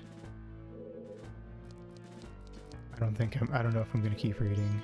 Even if his wife is the one continuing it. And like the one in charge after he passes. Like, I don't know. If I gotta glow up, yeah, I know. It's fucking wild in this game. I don't know, at some point I'll do a quick like go through of the new Berserk stuff. But I feel like no matter how hard they're trying, I just know that like there's gonna be a part of me that's just like not gonna be able to get fully invested. You know. Yeah.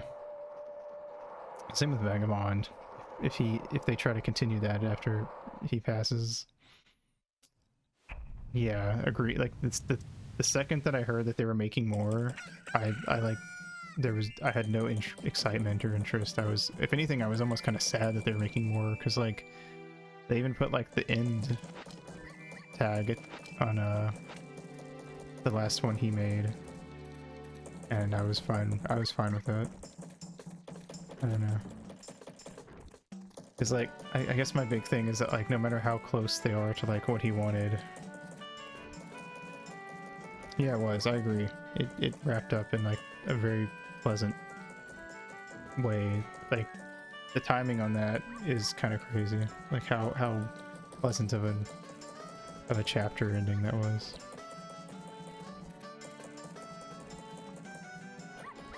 Yeah, exactly. Like I don't know. But like no matter how even if he had like super fucking detailed notes on like every chapter that was left, and no matter how hard they're trying, I know that it's never gonna be like 100% the way he would have done it. So there's a part of me that's just like, nah, I can't. I don't know. I'll read it one day, but it's never gonna be the same. I don't know. I'm glad we're getting a little more Hunter x Hunter, but that's never gonna finish before he dies. So that sucks. But there have been some high moments. Oh, thank you for following, Squatch. I appreciate it. Mwah. Even with all the answers, someone will fuck it up. Yeah, agreed. Oh, thank you for the gold piece. I will take some before we wrap things up. Excuse me. All right, we got a lot done today. We got way more done today than I thought we would. So let's go see who's streaming tonight.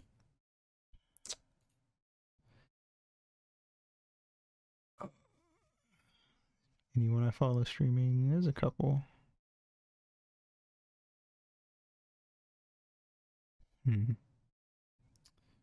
Sleep schedule is shafted. Yeah, that's fair. I feel like a lot of people are having like that issue lately.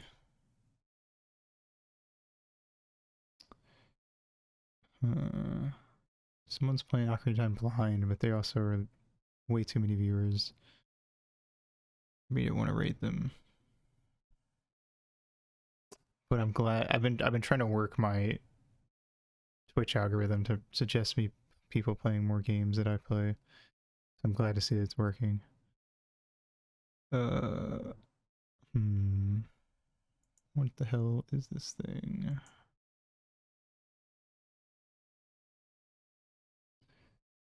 Might just end up rating Dawn again. I also need to like stay up to like 2 a.m. or like at like 2, 3 a.m. some nights and just like start trying to find people that are like just now starting streams at this time of night. So I have more people to raid when I end. Start finding a bunch of Aussie VTubers or something.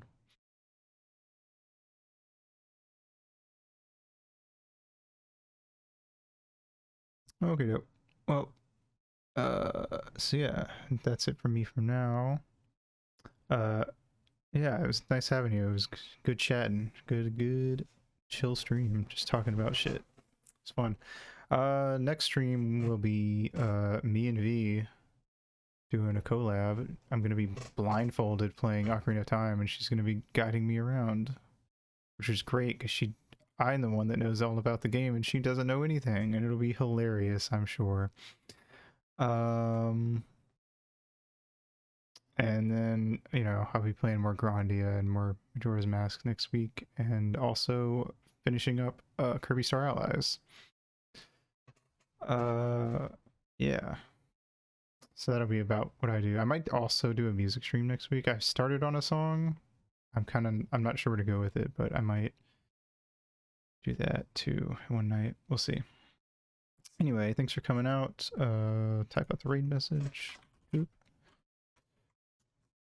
And took some haunted photos. Yeah, we sure did. Bam. You want to raid? And you're not subscribed. Channel, you can do 80 channel points for the emote. Yeah, that's about it. Thanks for coming out. Have a good day, good night, whatever it is for you, and I will see you guys in the next stream. Mwah.